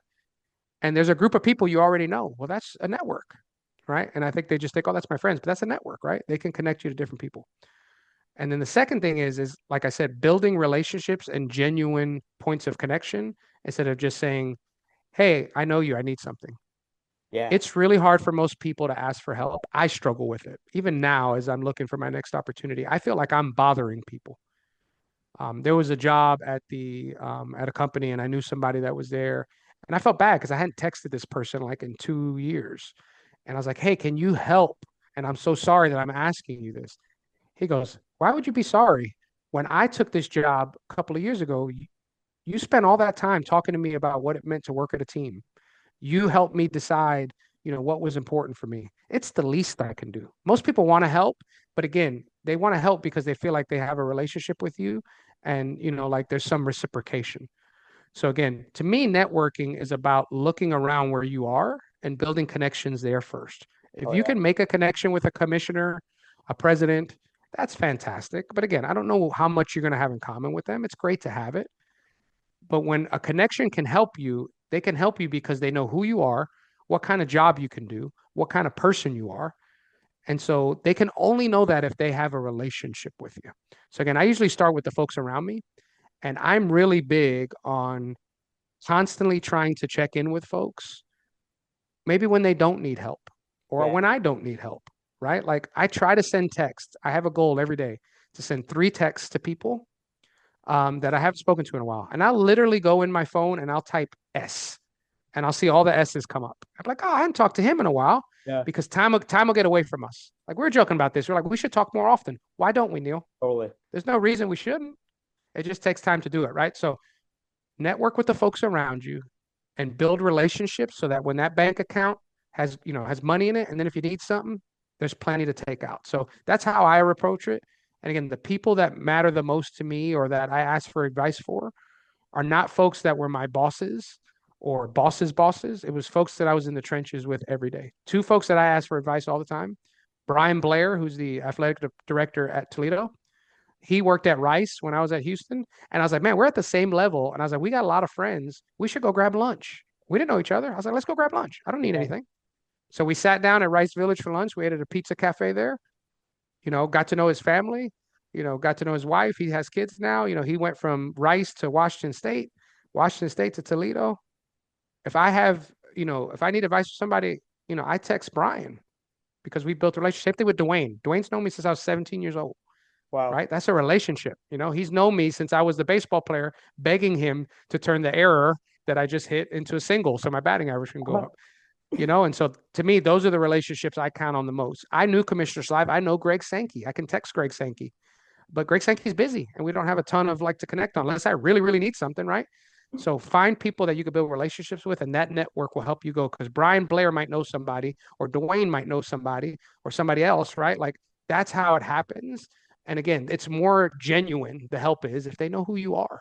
Totally. No, so much good stuff there. I think the best thing that I ever did, my first job was picking up the phone and being like, "Hey, there's p other people in my role, other teams. Let's learn from each other." Like, yes, we're friendly competitive, but we are going through the same thing and we can learn from each other as we go here and face similar challenges. And it's so fun to be able to grow up in the space together and you maintain those relationships 5, 10, 15, 20 years down the line, which is so good. And I'd say another thing too that like the whole like LinkedIn network. I remember a salesperson told me I've worked at SaaS companies now, startups, a couple startups, and I think a salesperson or maybe it was someone else. I'm not going to name any companies, but it was like my job, my first 90 days, I'm supposed to get 500 LinkedIn connections, and I'm like, what the hell does that mean? You're just sending out random connections, and that was just like anathema to me. But now when someone connects with me on LinkedIn or vice versa, I don't accept that request unless we have a conversation afterwards. I have a phone call, and oftentimes they'll be like, "Well, what do you want? Like, are you trying to sell me something?" I'm like, "No, I just want to learn from you, like meet you, and we can learn from each other and exchange ideas and exchange insights." And like that whole ulterior motive is kind of like baked into people's minds. They're like, "Oh, someone's hitting me up, like they must want something," and so that's why I'm not good at sales, or like never got into sales. And then lastly, what I'll say is whether in the social space because the work is so front facing or just in general, like the perfect example. I chatted with Jay McDevitt not that long ago, your former colleague at the Texans, and afterwards I texted you. I was like, hey, I just chatted with your former colleague, and so basically I say all that to say to find these kind of low-hanging fruit opportunities to that give you an excuse to reach out to somebody. That's I tell people that sports, that's the secret power of sports. Like I know if I have a buddy who is a big whatever Red Sox fan, and if the Red Sox lose in dramatic fashion or win in dramatic fashion, I have an excuse to text that person or reach out to the person, even if I haven't talked to that person in 6 months, a year, whatever it is. And like that's I mean, the easiest thing, the earliest thing was like the whole Facebook birthdays, and really that was an excuse to hit someone up that you maybe haven't talked to in a while. You guys can just write the generic happy birthday, and it doesn't mean much. Or you can also say, hey, this is a reason that you came to my mind today, therefore I can reach out to you and say hello, and maybe it turns into a conversation. So I'm a big fan of it, obviously, and it takes effort though. It does take effort and time. Like for you and me to have a chat, every now and then. There's not many people that I can say I do that as frequently as I've liked, but there's only so much time in the day as well. So I appreciate all of that. It's a balance. It's like anything, right? And so, but if you knew that how important the relationships would be, not only to your growth, but to helping others, you would spend more time, right? I think time gets away from us for reasons that probably aren't as good as we think, right? And you never know what somebody else is going through, right? Like somebody can shoot you a text and it can literally change the outlook of your day. Like, man, I didn't expect to hear from you today. Good friend of mine texted me last week, and I hadn't heard from him in a while. And he was just like, he just sent me a joke, like an inside joke that we used to say when I was at the Texans. I was like, man, and I told my wife, I was like, it was so great to hear from him. And she always encourages me to take the next step, which I think we all should do better of talking to each other. Like it's much easier just to communicate through text now. But there's something about talking to somebody too that just makes you feel like I'm not saying we're all lonely, but we're all like in these individual silos of what's going on in our life and just letting people know that you're there for them or that you can be there for them or that you can go have a drink with somebody. That's probably what I miss the most. Like I've been remote in the companies that I've worked with since Amazon. So that's almost 4 years now. Actually, it's more than that. It's going on 6 years now. Wow. And so what I miss the most is having that ability to walk down the hall. I used to do this at the ACC all the time. I used to walk down the hall to our sports info group, go in there, just say hi, give them a high five, throw a little piece of candy at them, just something, right? And build that connection, because those folks you spend a lot of time with. And I think that's something that we probably take for granted being in sports, how close we are to everybody. But there will be a time where you won't be that connected, and it's going to take a little bit more work. But as you and I both know, almost always worth it. Yeah, totally. Those real people interactions, and it becoming even more important in the age of there's a whole tangent here on AI and ChatGPT relationships and character.ai and all that shit. Yeah, you're right. And it's only going to become more prevalent, right? Something that we have to think about. And if you do have kids and family members, like you mentioned your sister and her kids, like these are things that there's going to be normal to them. We're Yeah. we're of the last generation that can remember what life was like before social media, right? Like, and I think it is important that we continue to emphasize, why it matters, to do things in person and like how it helps you grow and all that kind of stuff. Because yeah, it's going to become harder and harder over time. Yeah. I want to talk now about what looking for a job right now is like in 2025. What the job hunt is like, and also like in that lens of okay, you now are like I always kind of when I talk to students, I'm always like I'm jealous because like you can it's not that it's easier to find a job, but like as you get more senior and you command you have more bills to pay and you're looking for these more senior roles that aren't just like let me put 15 resumes out on Teamwork Online, like a lot of the younger folks might do. Which not I'm saying that's the right thing to do necessarily. But so like, what's the process look like for you now? What's harder or easier versus maybe when it was earlier? And you've been recruited oftentimes too, so you haven't had always like a traditional job hunt type thing. So what's the current job hunt like for you? How do you like how do you find opportunities and look for and how much is it like just cold applications versus trying to get through the side door? Like take me through what it's all like right Yeah. So this is probably the most difficult job market to navigate that I can ever remember. And it's not because of anything that any one individual is doing. I just think if you see across the board, like all industries are cutting, slashing. Totally. government jobs, tech jobs. So there's more folks out there that are looking for their next opportunity than I can ever remember. And so that just makes it super challenging. Like if you see on LinkedIn and you go job searching, a job may pop up, and then like 6 hours later, it'll tell you 100 people Yeah. have clicked for it, and it's just like it's amazing how quick um, and like how much just overall competition there is for every role out there. So I think the way I'm trying to navigate, again, I'm in a very unique and privileged spot where we've saved some money. We're in a good spot financially, so I can be a little bit more picky and choosy. So for me, what I try to do is I try to see opportunities that make sense. So I'm looking for mostly remote or something that's got to be in this area. As I Mm. mentioned, I've got a soon to be high schooler. We don't want to move. So, if I wanted to move, there probably would be more opportunities, and I understand that. So when I see a job that fits, I try to immediately apply just to get my name in the system. And then secondarily, I look to try to find connections, direct connections that either work there or somebody of somebody that works there so that you can get to the top of the pile. And that seems like basic 101 Yeah. job search, but that's so much more important now because the pile is not 100. Now the piles are in the thousands. Seriously. And so it's literally trying to hit a lotto ticket.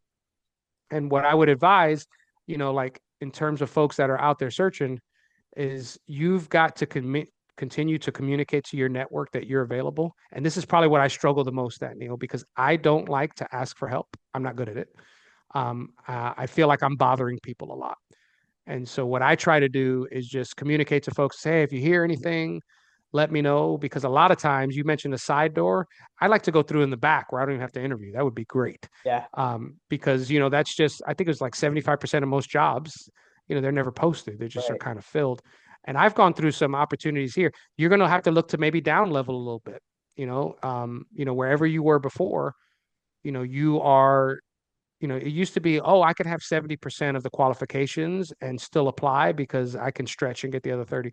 Here, the competition is so high, you probably need to match 100% of what they're asking. Yeah. So for somebody like me that's been in a vice president role, I may need to look at a director spot or something like that just because the competition is so high. Yeah. And then the last thing I would say too is that you've got to find unique ways to keep yourself relevant in people's eyes. And so what I try to do is, comment on other folks' conversations where there has to do with strategy. You're great about this, Neil. You always post stuff. So I'll dive in the comments, leave some stuff. I'll try to post things I see and leave some thought leadership around it. Yeah. If I'm lucky enough to be a part of a panel or speak at a school, always try to get a photo or something like that. You got to remain visible in people's feed. So we always say this about the teams that we work for. You got 3 seconds to catch your eye. Well, as a candidate, guess what? You got 3 seconds to catch your eye. Yeah. So the content that you can create about yourself, and when this podcast is over, I'm going to be the first one. Hey, Neil, can you send me some clips so that I can do X, Y, and Z, right? So I just think you've got to market yourself the way you would market a team or a star athlete. And sometimes that's hard because that means we got to put ourselves out there. Sometimes we feel like it could be a little cringy, but you have to stay top of mind for people. So when opportunities do come and they go look you up, there's not just some static story about you. There's an evolving story that they can read about, learn about, and understand. Yeah, and can constantly be reminded that this guy knows what he's talking about, or this guy can add value to my team. Take me in like the micro level of what that outreach message looks like when you are trying to go somewhere. Like I know how I approach it generally, but it's never easy. And then vice versa, when you've been the recipient, like what's been a good way to outreach for help with a job, and what's been a not good way. I think for me, it's just, again, I try to reach out to people that I've already talked to for other matters. So it's just not out of the blue. Like occasionally you have to go out of the blue and it makes it a little bit uncomfortable, but you got to hustle for the opportunity as well. So usually what I try to do is I say, hey, just wanted to let you know that I applied for this job and I saw that you have a connection. And again, I usually do this through text. I don't do this through LinkedIn. Like I have to have a relationship with somebody that I feel like I can text them or call them. That's just me. Other people may do this through LinkedIn, but I find that most times you try to do something through LinkedIn, it's just very difficult. I don't think people check it in that same way. So I'll shoot a text to somebody and say, hey, I apply for this job, your company, or like if I know they already work at the company, I'll let them know, hey, I saw this job, I'm going to apply for it. Just FYI, I just wanted you to know.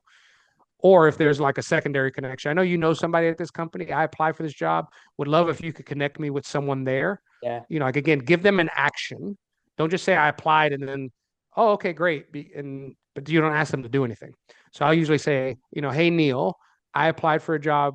I'm going to apply for this job at Greenfly. I know you work there. Can you tell me who the hiring manager is and, what's the composition of the team? Yeah. So now the conversation has started. Oh yeah, I know this person. The hiring manager is Eric. I'm in meetings with him and he's got a team of X, Y, and Z. And then you'll find out whether that friend is comfortable saying, the next sentence may be, hey, I'd love to send him a resume. I know him well. Or they'll tell you, hey, I don't know him very well, but I'm happy to speak on your behalf if you like, right? Yeah. But again, if that usually doesn't happen until you've asked them for something specific. If you just say, hey, I applied for this job, just wanted to let you know, okay, great. Like, what do you want me to do about it, right? So Yeah. people are busy. So I usually try to give them, again, this goes back to my Amazon, right? Situation, task, action, result. Like, this is what I need from you, right? And so that's usually how I found success. And then, you just continue to check in and just say, hey, have you heard anything? Because another thing I feel like is the job processes now are longer than they've ever been. I'll Mhm. apply for something and either not hear ever again, or, it could be 3 weeks. I'm like, oh, I forgot I applied for that. Like it just takes a really long time. So just, be comfortable being a little bit patient. And then also know too that you may be immediately dismissed because you're overqualified. I applied for a job a couple weeks ago. I reached out to the HR director. I got in her email and I reached out to her directly and I was like, hey, I just want to let you know, here's my background. Would love to, compete for this opportunity. And she told me, what did she tell me? Something unique. It's like, you're out of, your experience is out of scope for this role. Whereas I was thinking in my mind, I was like, man, shouldn't I be able to make that decision? I'm applying. Like if Right. it's lower than what I'd still like to compete. And I never heard back. So you got to be prepared for some of that as well. I know having been on both ends, like what gets me oftentimes is like I will have a like one call with a young person or a student or whatever, and they'll be like, "Hey, I'm applying for this job. Like, can you get me in?" And I'm like, "Well, I'll have them like I can maybe ask them to look at your resume, but it's always weird for me to to recommend someone for a To position. vouch for somebody. Yeah. I like vouch for someone when I've met them once for like a 25-minute call and I don't know what their capabilities are or like if like you can't just throw around your recommendations like candy, otherwise it dilutes the value of your recommendation. So that's always something that's kind of left me feeling a little bit icky at times. No, I think you're right. And again, that comes back to building relationships instead of just transactional conversations. And so hopefully, and again, I still will apologize to people. I'll be like, I'm sorry that I'm bothering you, but just would love your help. And they'll tell me, just ask. It's okay. Like I think most people want to be helpful. And that's just me personally. I've got to get over, the fact that it's okay to ask for help sometimes. Like I'm always like bending over backwards to help anybody else, but I'm not great at doing that for myself. So it's something I'm trying to work on too, because I think people want to, generally be helpful. And how do you feel about like taking leveraging your skill set across any vertical or leveraging your expertise in the sports space in particular and wanting to stay in that industry like you mentioned like you're able to be a little bit more picky and like I know for me like at a certain point I'm like am I just a not just but I'm a sports lifer. I can't imagine working outside of the at least tangential world of sports where I exist today. But for you, like, have you had those internal conversations of, yes, I want to remain in sports. It's what I'm best at. It's where I feel most alive when I'm working. Or like, hey, I can take these skills and I can apply them anywhere. So, or is there a point where you're like, okay, after X number of weeks or months or whatever, then I'm going to start expanding it, and that the ideal job definition is going to get broader. Like, how do you think about those questions? I think all of the above, right? I think you have to understand as a person, like what your runway is in terms of you feeling comfortable still being in the job, search. And so for me, I'm still in that space where I want to be sports first or something that's sports tangential. So like it could be something like coaching for me. Like I've kind of toyed with the idea. I mean, I love baseball, I love softball, I love coaching. Maybe that's a path that I could take, but I'm still at like the peak of my passion phase, right? Like it's got to be something I'm super passionate. What I found, and my wife tells me all the time, she's like, I want you to find something that you will be passionate about and that you will enjoy. But right now, for me, that's working in sports or helping young athletes. Those are kind of the two things I think about. She always jokes, or I always joke that I should be a professional advice giver because I'm really good at giving other people advice. I was like, I don't know if that role exists, but maybe I'll find that job. But yeah, at some point, we're gonna have to sit down and talk as a family and be like, okay, our situation has changed, and luckily, I have a wife that's incredibly supportive. She's a physical therapist. She can, she's got a career of her own, so we've got opportunity. We've been really, frugal financially to where we can make sure that we have everything we need for a Yeah. while. But yeah, at some point the question is going to come, and that's different for everybody, right? Yeah. Like, what's the point where I've got to decide that, hey, I need something, and even if it's just something to hold you over till you get back into sports, Totally. that's an option too, right? Like, I know folks that drive and have done Ubers and stuff like that just to kind of hold things over, and continue to stay afloat financially. So I think that line for everyone is different, Neil. But for me, I'm still in the phase where I want to chase something I'm super passionate about. Again, open to what that could be. But then at some point, yeah, like you're going to have to decide, okay, I need to be employed by this date so that we can feel comfortable making sure that we have everything we need. And then what does that look like? Where is that? What company is that with? And again, what's the beauty of social is that you are a multi-departmental candidate, right? Like you always work across, departments. It's just the nature of the beast. Yeah. Like content creation. You also know marketing trends. You may not know that you know them to your point, but you do know them. So those are all applicable in other areas. And you're actually usually pretty good at customer service because a lot of times you're the person out there with the credential that fans are talking to you or players are talking to you. That's all customer service, right? And so I think we limit what we are capable of doing just because, to your point, like we're told that we're this. But really, every part of our day job can expand into other areas because we're exposed to so much. Yeah. And I know for me, like after my last startup went belly up, and I had a bit of time before I got the job at Greenfly. The Greenfly job even kind of stemmed from this a little bit. I tried to find opportunities to quote unquote side hustle, like be a consultant, and I kind of exaggerate the level of my consulting success, of course. But I know plenty of other people who feel it feels like they have gone that route and are flourishing in it. Whether they are just more strategy consultants or content creators. How has that calculus entered your mind as well? Of it seems if people make it look easier just to have a side hustle and like get these consulting gigs somehow. Is it easier said than done? Is it not something that really appeals to you? Like how has that entered your mind as well? My experience is definitely easier said than done. I've talked to some people who are having success in that space, but it takes a lot of work, a lot of follow up, a lot of prospecting. That I don't know that I'm comfortable, crossing that That crossing that hustle. bridge yet. But I will say, to me, the most valuable thing we have in our life is our time, Neil. Like we can't get it back. I don't care how much money you have, you can't buy more time. So I always look at the decisions I make based off where I'm spending my time. So right now, even though I'm looking for my next opportunity, I feel like I'm spending my time in a great place. I haven't missed a game for my kids in a year, and I'm thankful for that. And again, especially in the situation where my son's about to start high school and these days are becoming less and less. He hopes he plays in college. We hope he plays in college. Same with my daughter, but you never know. Yeah. So I'm enjoying the time that I have.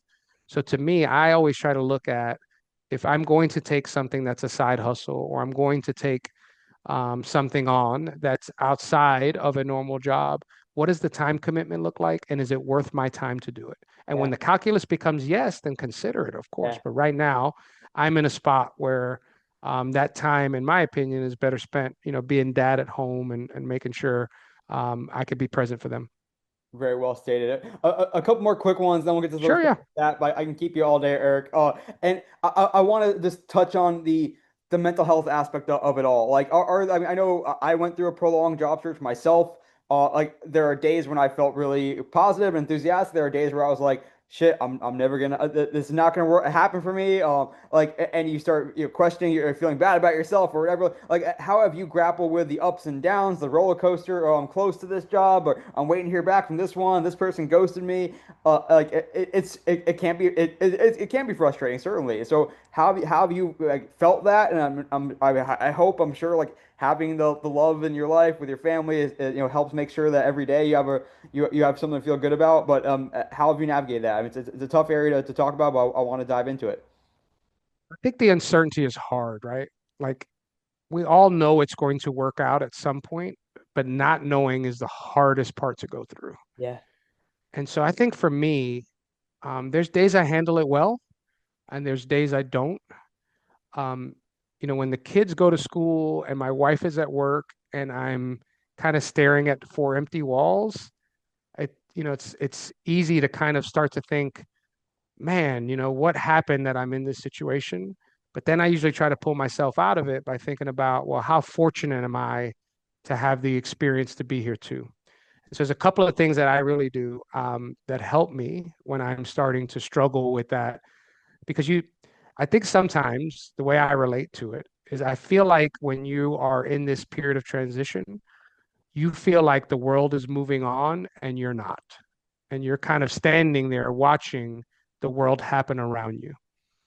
And so that's not always an easy feeling to kind of sit in. And so for me, I've found two things that really have helped me. Number one is just having a schedule, like making sure, and it may be something as simple as like Monday's the day where I vacuum and I do laundry and has to be done by a certain time. And then, like I build in 30 to 45 minutes in my calendar every day to exercise. Mhm. It could be riding the Peloton, it could be lifting weights, it could be going for a walk when it's beautiful outside. So those things are helpful to me. And then believe it or not, podcasts have been a way where I find connectivity and feel like I'm a part of something. So there's a couple weird things about how I listen to podcasts. Number one, I listen to them at 3x speed. You're insane. So I can listen to a 60-minute podcast in about 25 minutes. I've always been that way. Like my brain just processes fast, so I can do it. And sometimes, like those voices, I think this is why podcasts have become so important and successful. Is because it's that closeness and like that connection of hearing somebody's voice in your ear makes you feel like there's a meaningful relationship, right? So I always joke about like I listen to Bill Simmons, but then I'll listen to um, Kara Swisher and Scott Galloway if I want to hear about tech talk. I'll go through 4 or 5 podcasts in a day. I'll listen to the Daily to hear about what's going on in the world of news.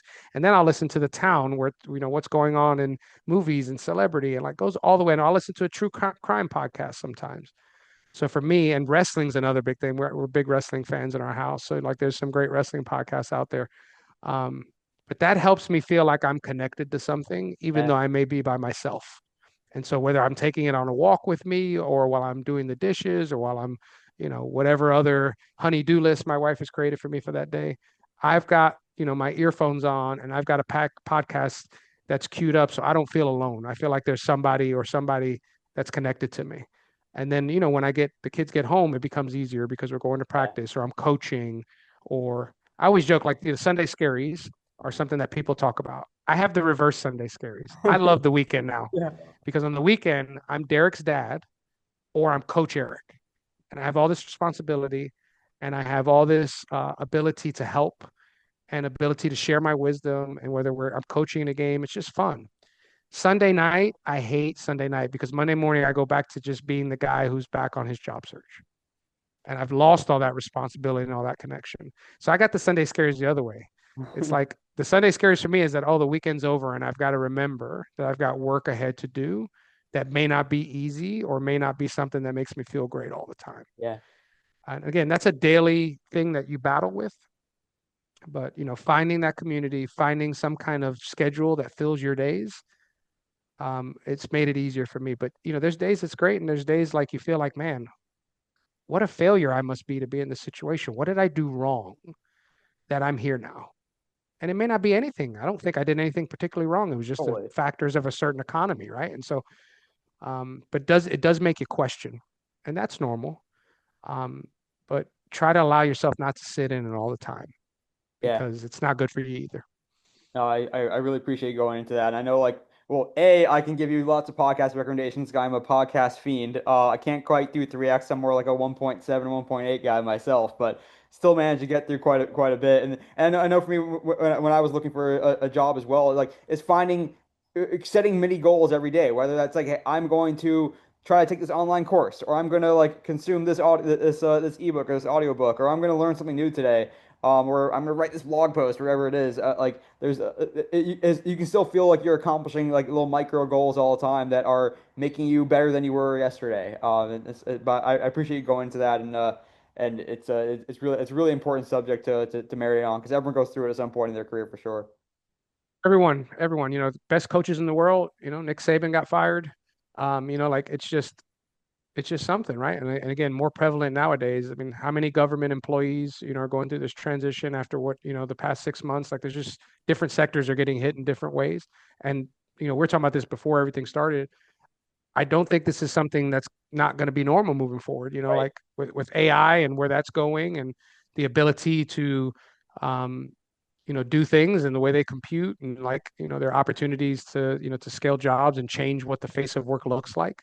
I think we're going to be having these conversations a lot. And like what work means to us will eventually change quite a bit, in a short period of time. So yeah, I think these are conversations that we need to continue to have. And to your point, like, just know that whatever you're going through, you are not alone, and you've got a community of folks, and sometimes you just got to reach out to them. Yeah. And again, when you're on the other side and you're in the job, and somebody is struggling or trying to find that next opportunity, it may not be going as easy as they would like.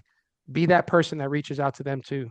Oh Like, yeah. be that person, that says, "Hey, how's it going? You want to chat for a few minutes?" Like, just little things like that. To your point, those goals can really help make somebody's day better. Yeah. One last thing, Eric, for the show will Sure. chat. It's an interesting question. You being a parent, and your son your all your kids getting older by the day, and your son is going to be finishing high school before we know it, but not yet. You still have some time, some good amount of time left.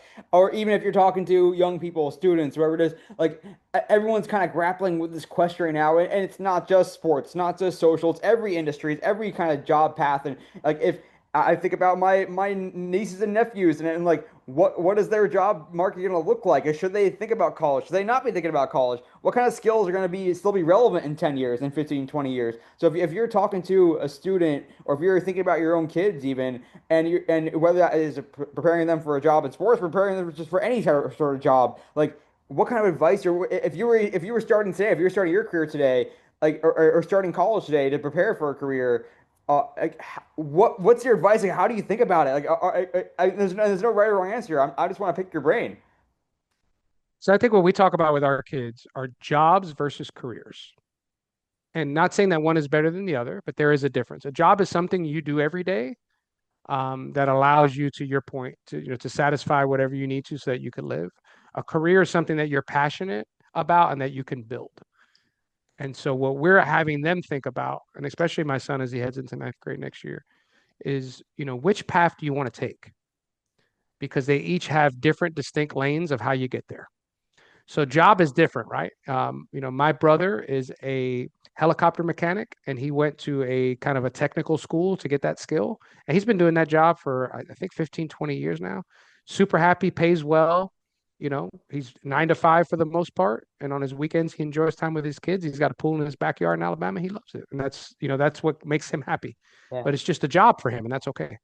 For some people, they want a career, and they want to do something that they're really passionate about. So once you determine what you kind of want, whether it's a job or a career, then I think that's where you can start to build the plan of how to get there.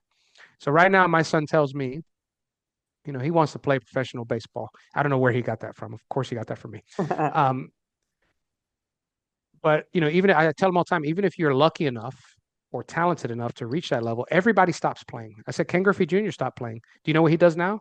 He's a photojournalist. Right. He's like, really? I was like, yeah, Randy Johnson. You know what he does now? Like, so you still got to have a plan for what you want to do after those days are over.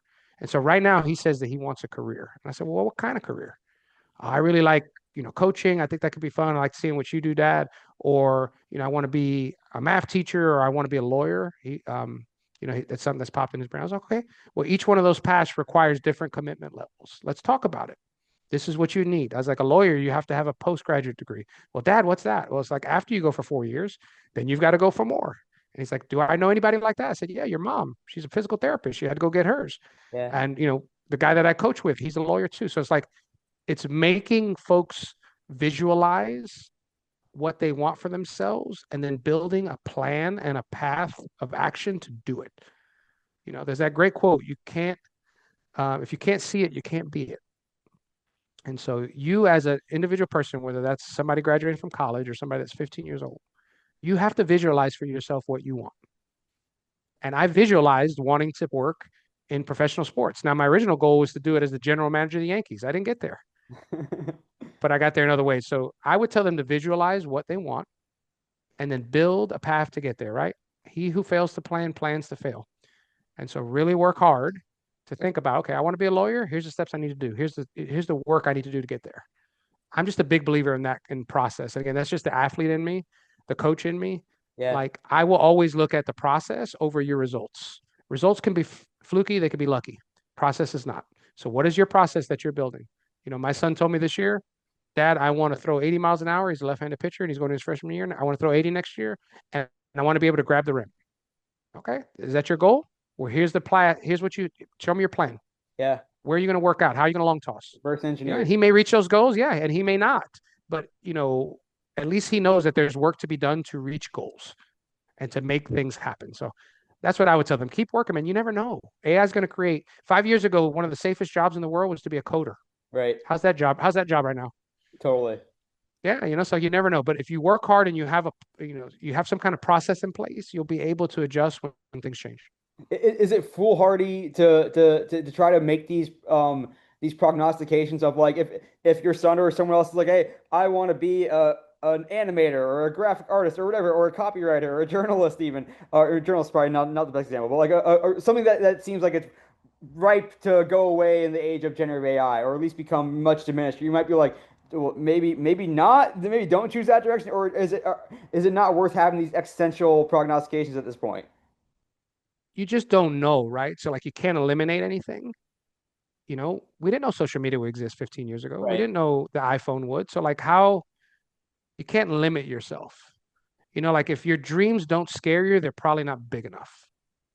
And that's to me like where it all comes to. Like if you shoot for the stars, you may land on the moon in a different area, but like what is your like you got to go for something. Because if not, again, that's the job instead of career, and that's fine. Like if you just want to be this and that's all, that's great. But if you want a career, I don't think you can limit yourself because you don't know what the future holds for you.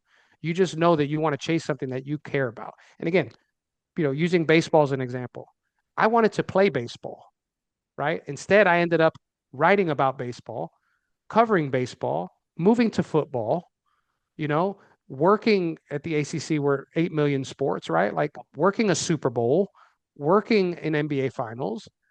That all started because I wanted to play professional baseball. And that Yeah. goal was scary. Nobody in my family had ever gone to college before, Neil.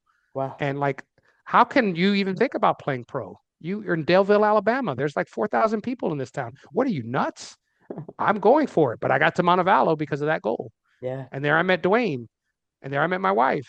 And then I ended up here and I met here and I met here, all because my original goal. I didn't come close. I failed at my original goal. I never made the pros, but I found a whole new lane because I was shooting so high that on the way I found a different path. Hell yeah. No, I love that. Another aphorism I really enjoy about the career stuff is find something that feels like work to others, but is fun for you. Like that's always a great like guiding That is a good one. That's principle, a I very good think.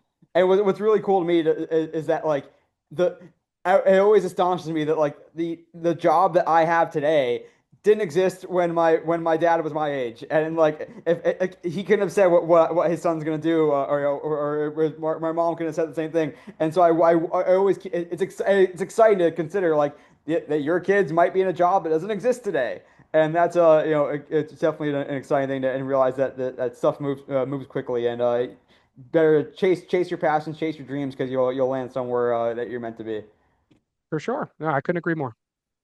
All right, Eric, you gave me so much good time, but we're gonna stick with you for a little more with our quick pitch segment. First episode, shareable stat coming up right now.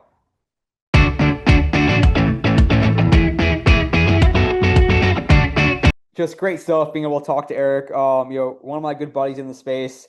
Love being able to learn from him, be inspired by him. But stick around because in our quick hitter question segment, you're going to learn some more from him and hear some more good insights. I really enjoyed hearing about more what his lessons have been from being marketing to teenagers at a perfect game. Some good stories from his Texans days. Just lots more good stuff coming from Eric as well as his Amazon days as well. But first episode's shareable stat. This shareable stat looks at Twitch, something we don't talk about quite enough. But the Stud Buds channel, which is Courtney Williams and Natasha Heidman, who are teammates on the Minnesota Lynx, and over the WNBA All-Star Weekend, they decided to do a 72-hour stream. A lot of fun stuff happened during that 72 hours. They had, the commissioner, Kathy Engelbert, was dancing. They had lots of fun moments with players and fans. And over that course of time, they grew their followers on Twitch. They're nearly over double. They started out to give you some even more background. They started out at a month ago, as of this recording, so before the WNBA All-Star Weekend, they had around 10,000 followers on Twitch. By the end of the WNBA All-Star Weekend, they had over 70,000 followers and had over 1 million views just during that 72-hour stream. Just an incredible thing to think about.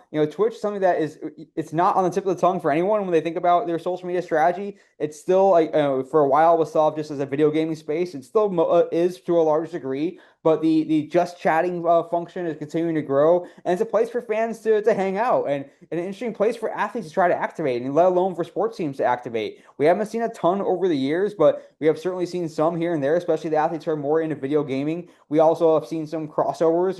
When Kai Cenat has done his marathon, streaming sessions and subscriber marathons, athletes will often join in and sort of participate with these gamers. You're seeing these gaming first streamers becoming more and more part of the mainstream as well, which only speaks to the potential influence and power of the platform. And certainly now we'll have to see what the stud buds do with their nearly over 70,000 followers, nearly 60,000 of whom, or over 60,000 of whom were not following them this time, a month ago. And so super interesting to think about, what is Twitch good for that other platforms are not good for? How is it different from, say, a YouTube? How is it more accessible or less accessible to athletes, to fans, to a different segment of fans, different ways to engage fans? I also mentioned their channel has nearly 9,000 subscribers, different from followers, subscribers who are paying to subscribe as well. So especially for whether it's college athletes or female athletes who have lower revenue or lower salary than some of their counterparts on the male side, or some of the more established sports side, it could be a way to create revenue as well as brand opportunities. So lots to think about, lots to consider, lots to talk about. I thought this was an interesting shareable stat to be able to share. I also posted about it on LinkedIn. But again, that shareable stat, which is more of a story here, over 100%, over doubling their followers during a single weekend, a single 72-hour stream during a WNBA All-Star Weekend. The Stud Buzz channel of the Minnesota Lynx teammates grew from, going to the weekend, they had just around 30,000 subscribers to over 70,000 by the time the weekend was over. All right, that's just a shareable stat, but more importantly, stick around for more good stuff with Eric SanInocencio.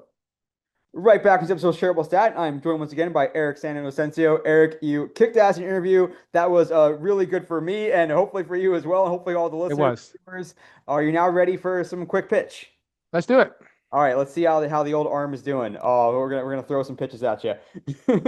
Number one, tell me the key like insight or revelation or guiding principle that kind of just hit you early in your career. You're like, oh, so this is how it is, or I never thought about this. I know I have that, I have an answer for that for myself, but kind of for you, like early in your career, what was that like key like insight that sticks to you to this day? I think when I was at the SEC and I was sitting in a lot of meetings that I probably should not have been, I realized that I always thought like the higher up levels, like everything was real buttoned up and that everybody in there was incredibly intelligent and was like the top of their field. I think you just realize when you get in those rooms that it's just people and it's about people and relationships. That's always what it comes down to. Is people, relationships, and a lot of times the simplest choice.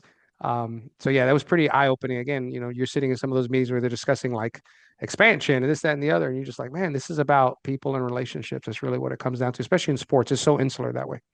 That's a great one in multiple ways. It's got like part of that is tantamount to like the day you realize that your dad doesn't know everything. Hopefully your kids are still think that they Oh, know. they know that already, Neil. They know that already.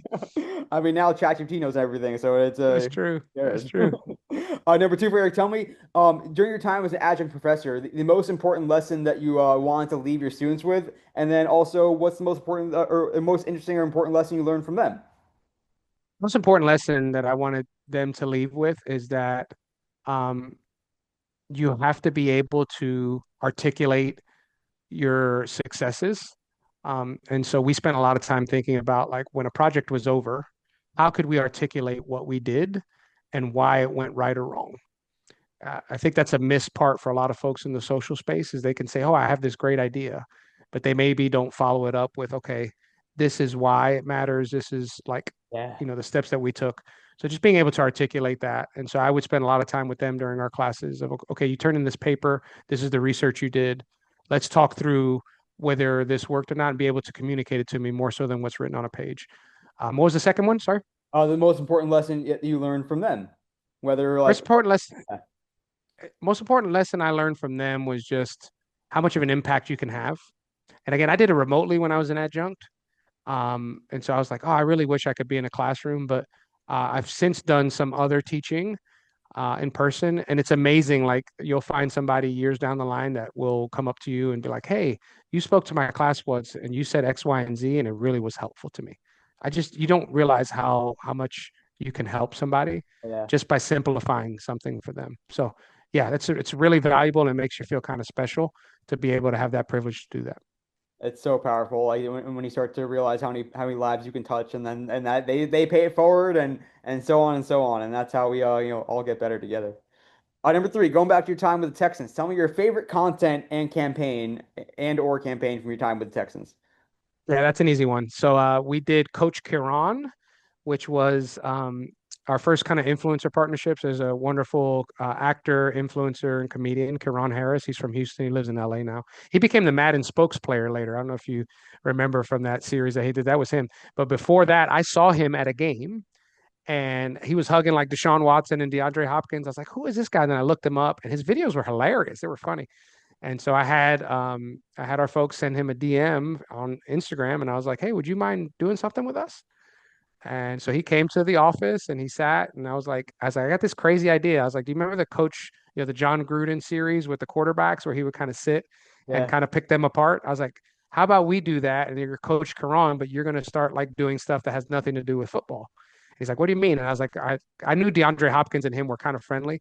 So I was like, let's do DeAndre Hopkins because he used to wear these really outlandish outfits. I Mhm. was like, it's you making fun of what he wears and why it's not like, or, you kind of grading his outfits. And he's like, oh man, that could be great. So he's like, he gave us he gave us so much of his time. He gave us a whole afternoon. And the guys were so happy to do it. It was like him.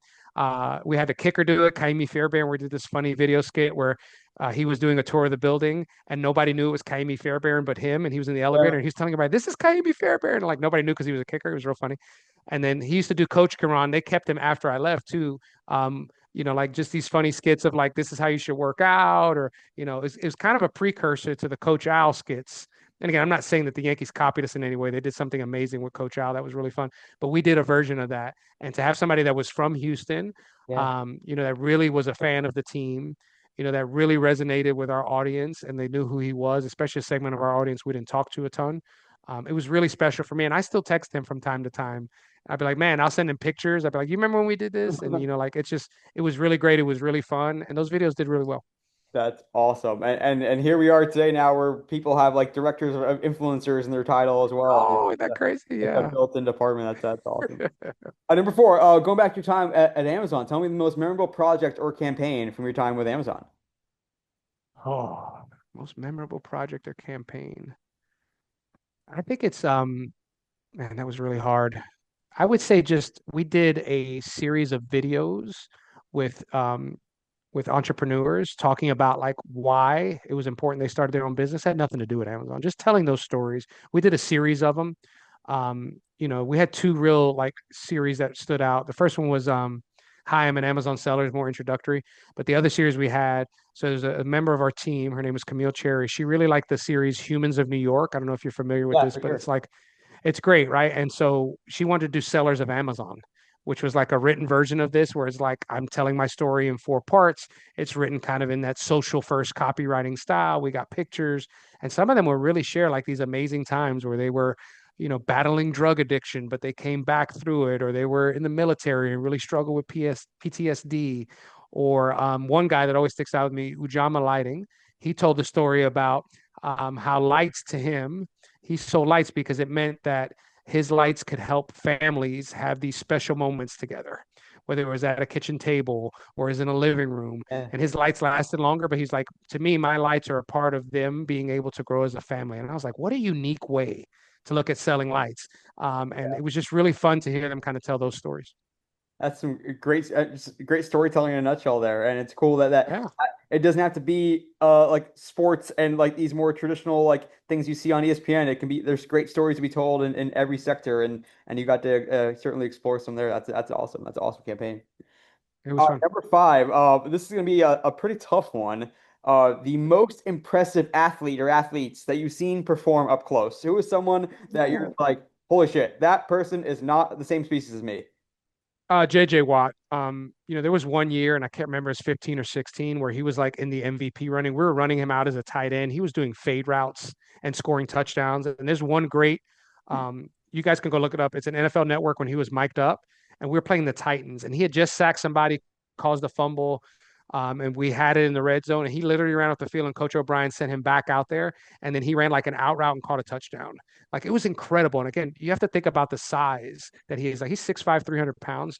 That kind of athletic ability was nuts. And we had the privilege when I was at the Texans where we used to get to work out in the gym, but we had it during certain time periods. But obviously the players would come and go, and you just would see JJ. I remember one time he came out of the gym with his shirt off, and it was me and another young lady who were going to work out, and like we've never felt more unfit and like weight felt like we were overweight than when he came out and like just chopped at like 6'5", 300 pounds. Like, he's the nicest guy.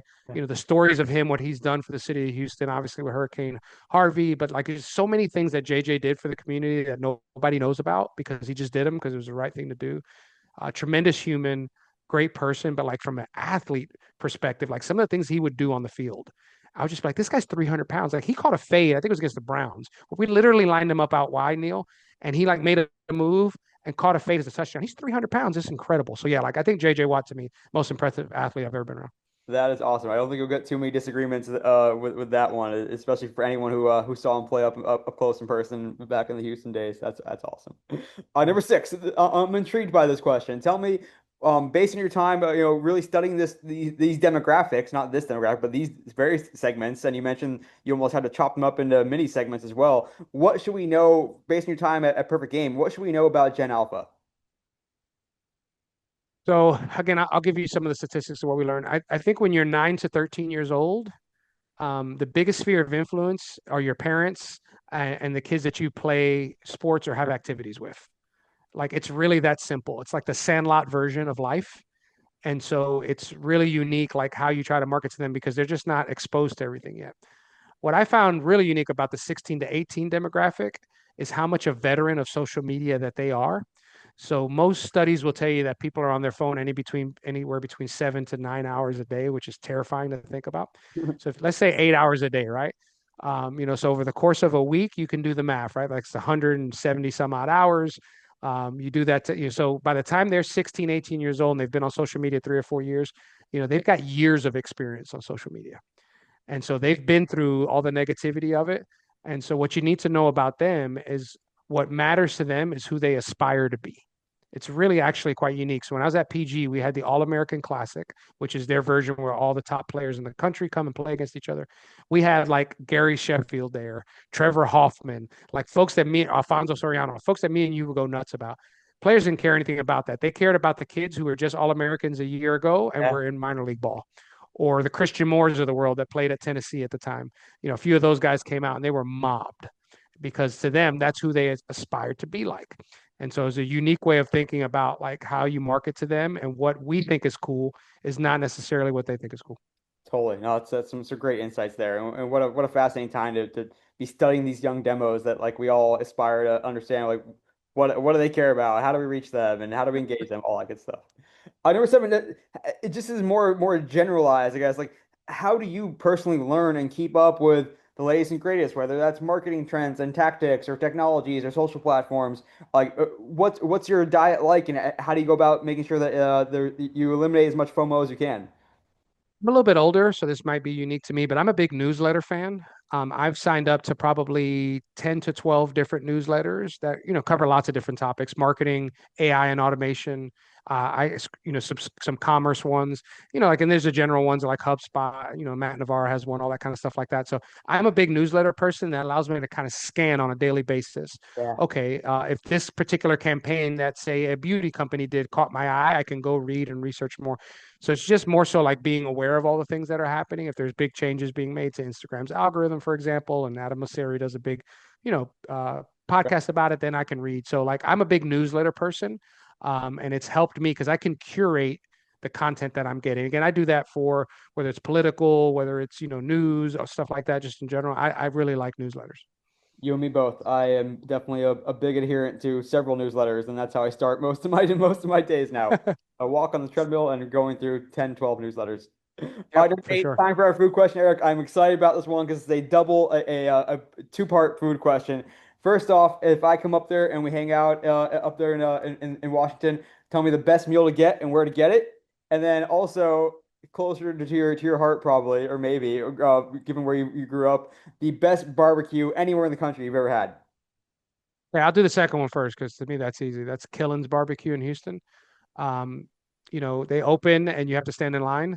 Luckily, we had one of their shops at the stadium at NRG, and we actually catered them quite a bit. And again, saying like it's the best barbecue, like there's 50 others that are within like zero point 0.5 because they're so Yeah, great. But Killen's is the first one that immediately comes to mind. love it. Um, Washington is unique, especially where I live, because there's not a lot of chains. And so it's a lot of mom and pops. So since we live in Gig Harbor, I would take you to a place called Tides Tavern, and it's right on the water here. I'm very fortunate. I live like 2 blocks from the ocean there. So it's right down there. And they actually have boats that will come in, dock their boat, come into the restaurant, and then leave. And it's got very local food, obviously seafood, kind of stuff like that. But it's also got like a bar and like a hangout area where you can watch some games. So it's not the fanciest place around here because there's some fancy places that me and my wife occasionally will go to. But I would take you to Tides Tavern and we'd have a nice cold beverage there on the water, maybe have some fish or a pizza or something, and just watch the boats come in and out. Hell yeah, it sounds very picturesque and very perfect. Do you have a hankering you miss like some of that down home, like some burnt ends and some brisket? Oh, I miss, and again, every city has things that they're good at and the things that they will try to do. And there's some decent barbecue places here, but I think the barbecue and the Tex-Mex, just the variety of Houston. Houston is a special food city just because it's such a melting pot.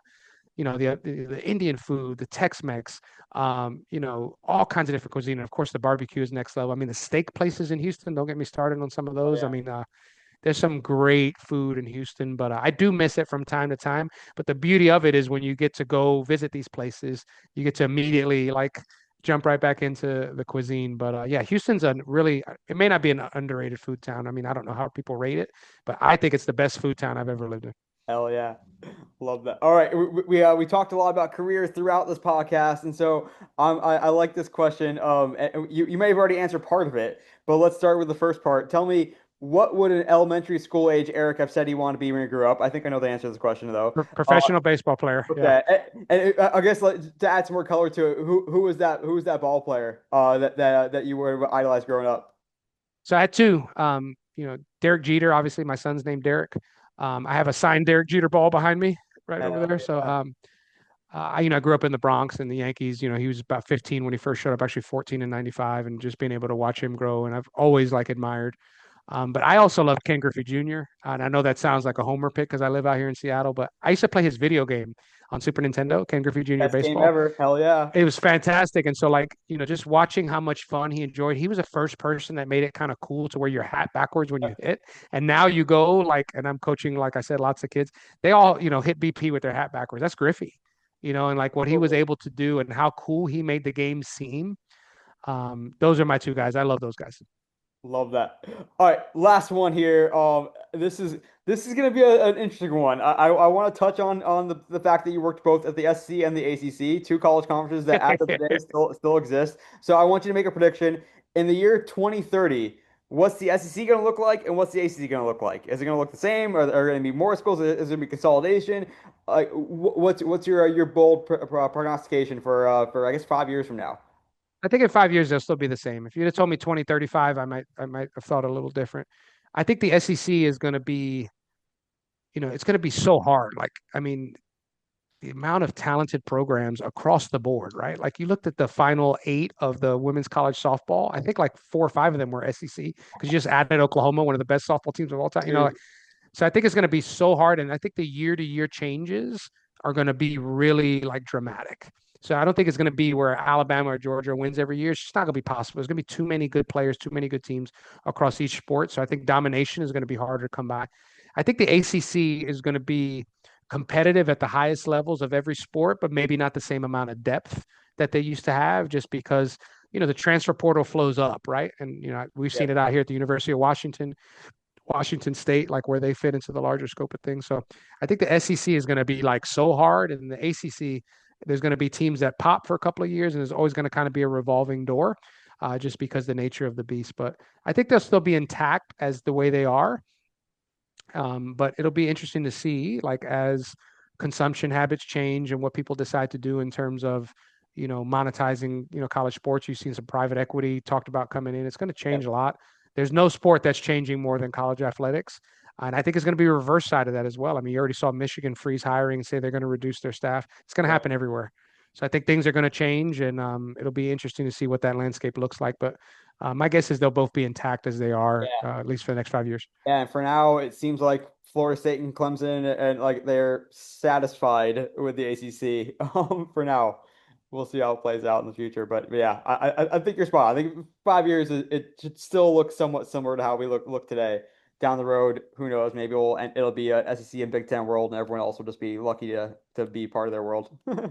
I think you're probably on the right path with that idea, but we'll see. You never know. Things change pretty seismically in college. All right, Eric, your chance to take over the podcast and tell us your social media all-star of all. It can be a newsletter, it can be a podcast, it can be a social media person. Just tell us who you want to shout out, who they are, and why they're worth following. That's really hard. I consume so much content. You, Um, you can go multiples. You can say I'm gonna recommend this podcast, this newsletter, this person on YouTube or TikTok or Instagram or whatever. I'll do that. I recommend from a podcast perspective, again, I listen to probably 5 or 6 a day. I like Kara Swisher and Scott Galloway. They talk a lot about tech and understanding business markets, and it just helps me as a marketer think about, like, oh, okay, I never thought about like what this means and what is a P&E ratio and all that kind of stuff.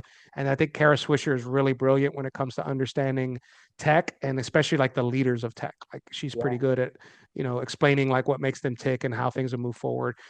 So especially in the AI space and stuff like that. So podcast wise, that's one of many that I enjoy listening to. Newsletter wise, man, there's so many. I think Puck does a couple of really good newsletters. yeah, They do a lot in the entertainment and sports space combined. And Matt Bellany is another one that I think is pretty good in the the podcast space, just the way he thinks about Hollywood and how that's all changing. And then from a follow perspective, let me see. That's a good one, Neil. I'm going to go back to my roots. I think the WWE, for anybody that enjoys storytelling, they are the best storytellers in the world when it comes to sports. And I have no problem. Like, what is he talking about? Is he crazy? No, the WWE is the best. They make you care about something that has a predetermined outcome, Neil. That's how good they are at storytelling, and that's how good they are at making you care about. It's like the best soap opera that involves like athletics and performance. It's oh so yeah, good. Like, you think about some of the biggest actors in the world, they all come from that space. You think about politics, that's wrestling, that's heels, that's faces, right? Like, they've influenced culture so much with how they tell stories and how they build characters and how they build story arcs. So if you're not following the WWE, especially like on YouTube, Instagram, and the way they kind of like use it to tell stories about all of their characters, it's incredible. It's such a great tool to learn about how to really make people invested in characters over a long period of time, and the characters change. It's what's great about it. It's fantastic. it's fascinating to me. I'm not a huge pro wrestling fan myself, but I am endlessly impressed by their sheer tonnage and what they do on social. How every single night somehow like they have a trend on Twitter and they dominate YouTube more than any other like organization that's even close to them. I've always tried to speak this into existence. Steve Braband, who heads up social for WB, he has a standing invite to come on this podcast. So maybe one day, maybe one day. It's incredible what they do, and like I said, the longevity of it, and how tangentially related to the culture that they are. I mean, MLB was tweeting about like a return of a specific wrestler a couple of weeks Yeah, ago. I Like saw when I that. was at the ACC. So Roman Reigns, who was a champion for a long time, he's a wrestler there. He played football at Georgia Tech, under his regular name, Joe Anoa'i. And whenever he won, like at WrestleMania or SummerSlam, we would retweet it from the ACC football account because it mattered and the connection was right away. That Yeah, was like, that's right, Romans, Georgia Tech, and they would come like be proud of it. So like the way they've infiltrated culture. I mean, Travis Scott is doing sneakers for them, right. like, and he's involved in WrestleMania, The Rock, like it's just endless. Totally. And how about you? Where do you want direct people to go if they want to connect with you or learn more about you or wherever, LinkedIn, anywhere else? I think LinkedIn's probably the easiest way. I mean, I lurk on X or Twitter. I always still call it Twitter. I'm not as active as I used to be. But yeah, I think LinkedIn's probably the best bet to find me. If you know, you know. And also too, like if I ever can help anyone, like or if there's any questions you may have, like Neil has my contact info. My contact info is out there if you really want to find it. I'm happy to help anyone. I know how hard this landscape can be to navigate. Sports is tough, especially if you're trying to get in from the start. So if there's anybody that ever has any questions, yeah, find me. I'll be more than happy to connect with you and help. Hit him up. I say this behind his back, but I'll say it now as well. He's one of the sharpest and also most generous and kindest people in the space that I've met, and someone I'm lucky to call a friend. And just really thank you for coming on the pod today and lending us so much of your knowledge and experience and expertise and just really good stuff, Eric. Always, and like I said, let's not make this a 4 more year thing or whatever it was is the last time I was on this podcast. But yeah, let's stay in touch, and it's always great to talk to you, Neil. You get me excited. Like I could just see the energy that you have for this space and how passionate you are about it. And it reminds me that this is something to really like pour into. So I appreciate you doing that. Hell yeah, the feeling is mutual. All right. Just so great being able to talk to Eric today on the podcast. Really appreciate him coming at this with so much good insight and wisdom and honesty and transparency and vulnerability. Again, it was so beneficial for me personally and hopefully for everyone who was watching and listening along as well. Eric is just one of the best people in this industry. Hit him up as he mentioned in the closing there. He's always looking to have good conversations and meet others in the space and to help others as well as he's helped me over the years. So cannot thank Eric enough for coming on the podcast today and making episode number 300 a special one. And we'll have something cool coming up in the future as well as we head toward the 12-year anniversary of this podcast. So I'm looking forward to getting a cool special episode for the 12 years. So be on the lookout for that. But until next time, you can find me on Twitter, NJ287, on LinkedIn as well. And this is your host, Neil Horowitz, signing off for the Digital and Social Media Sports Podcast.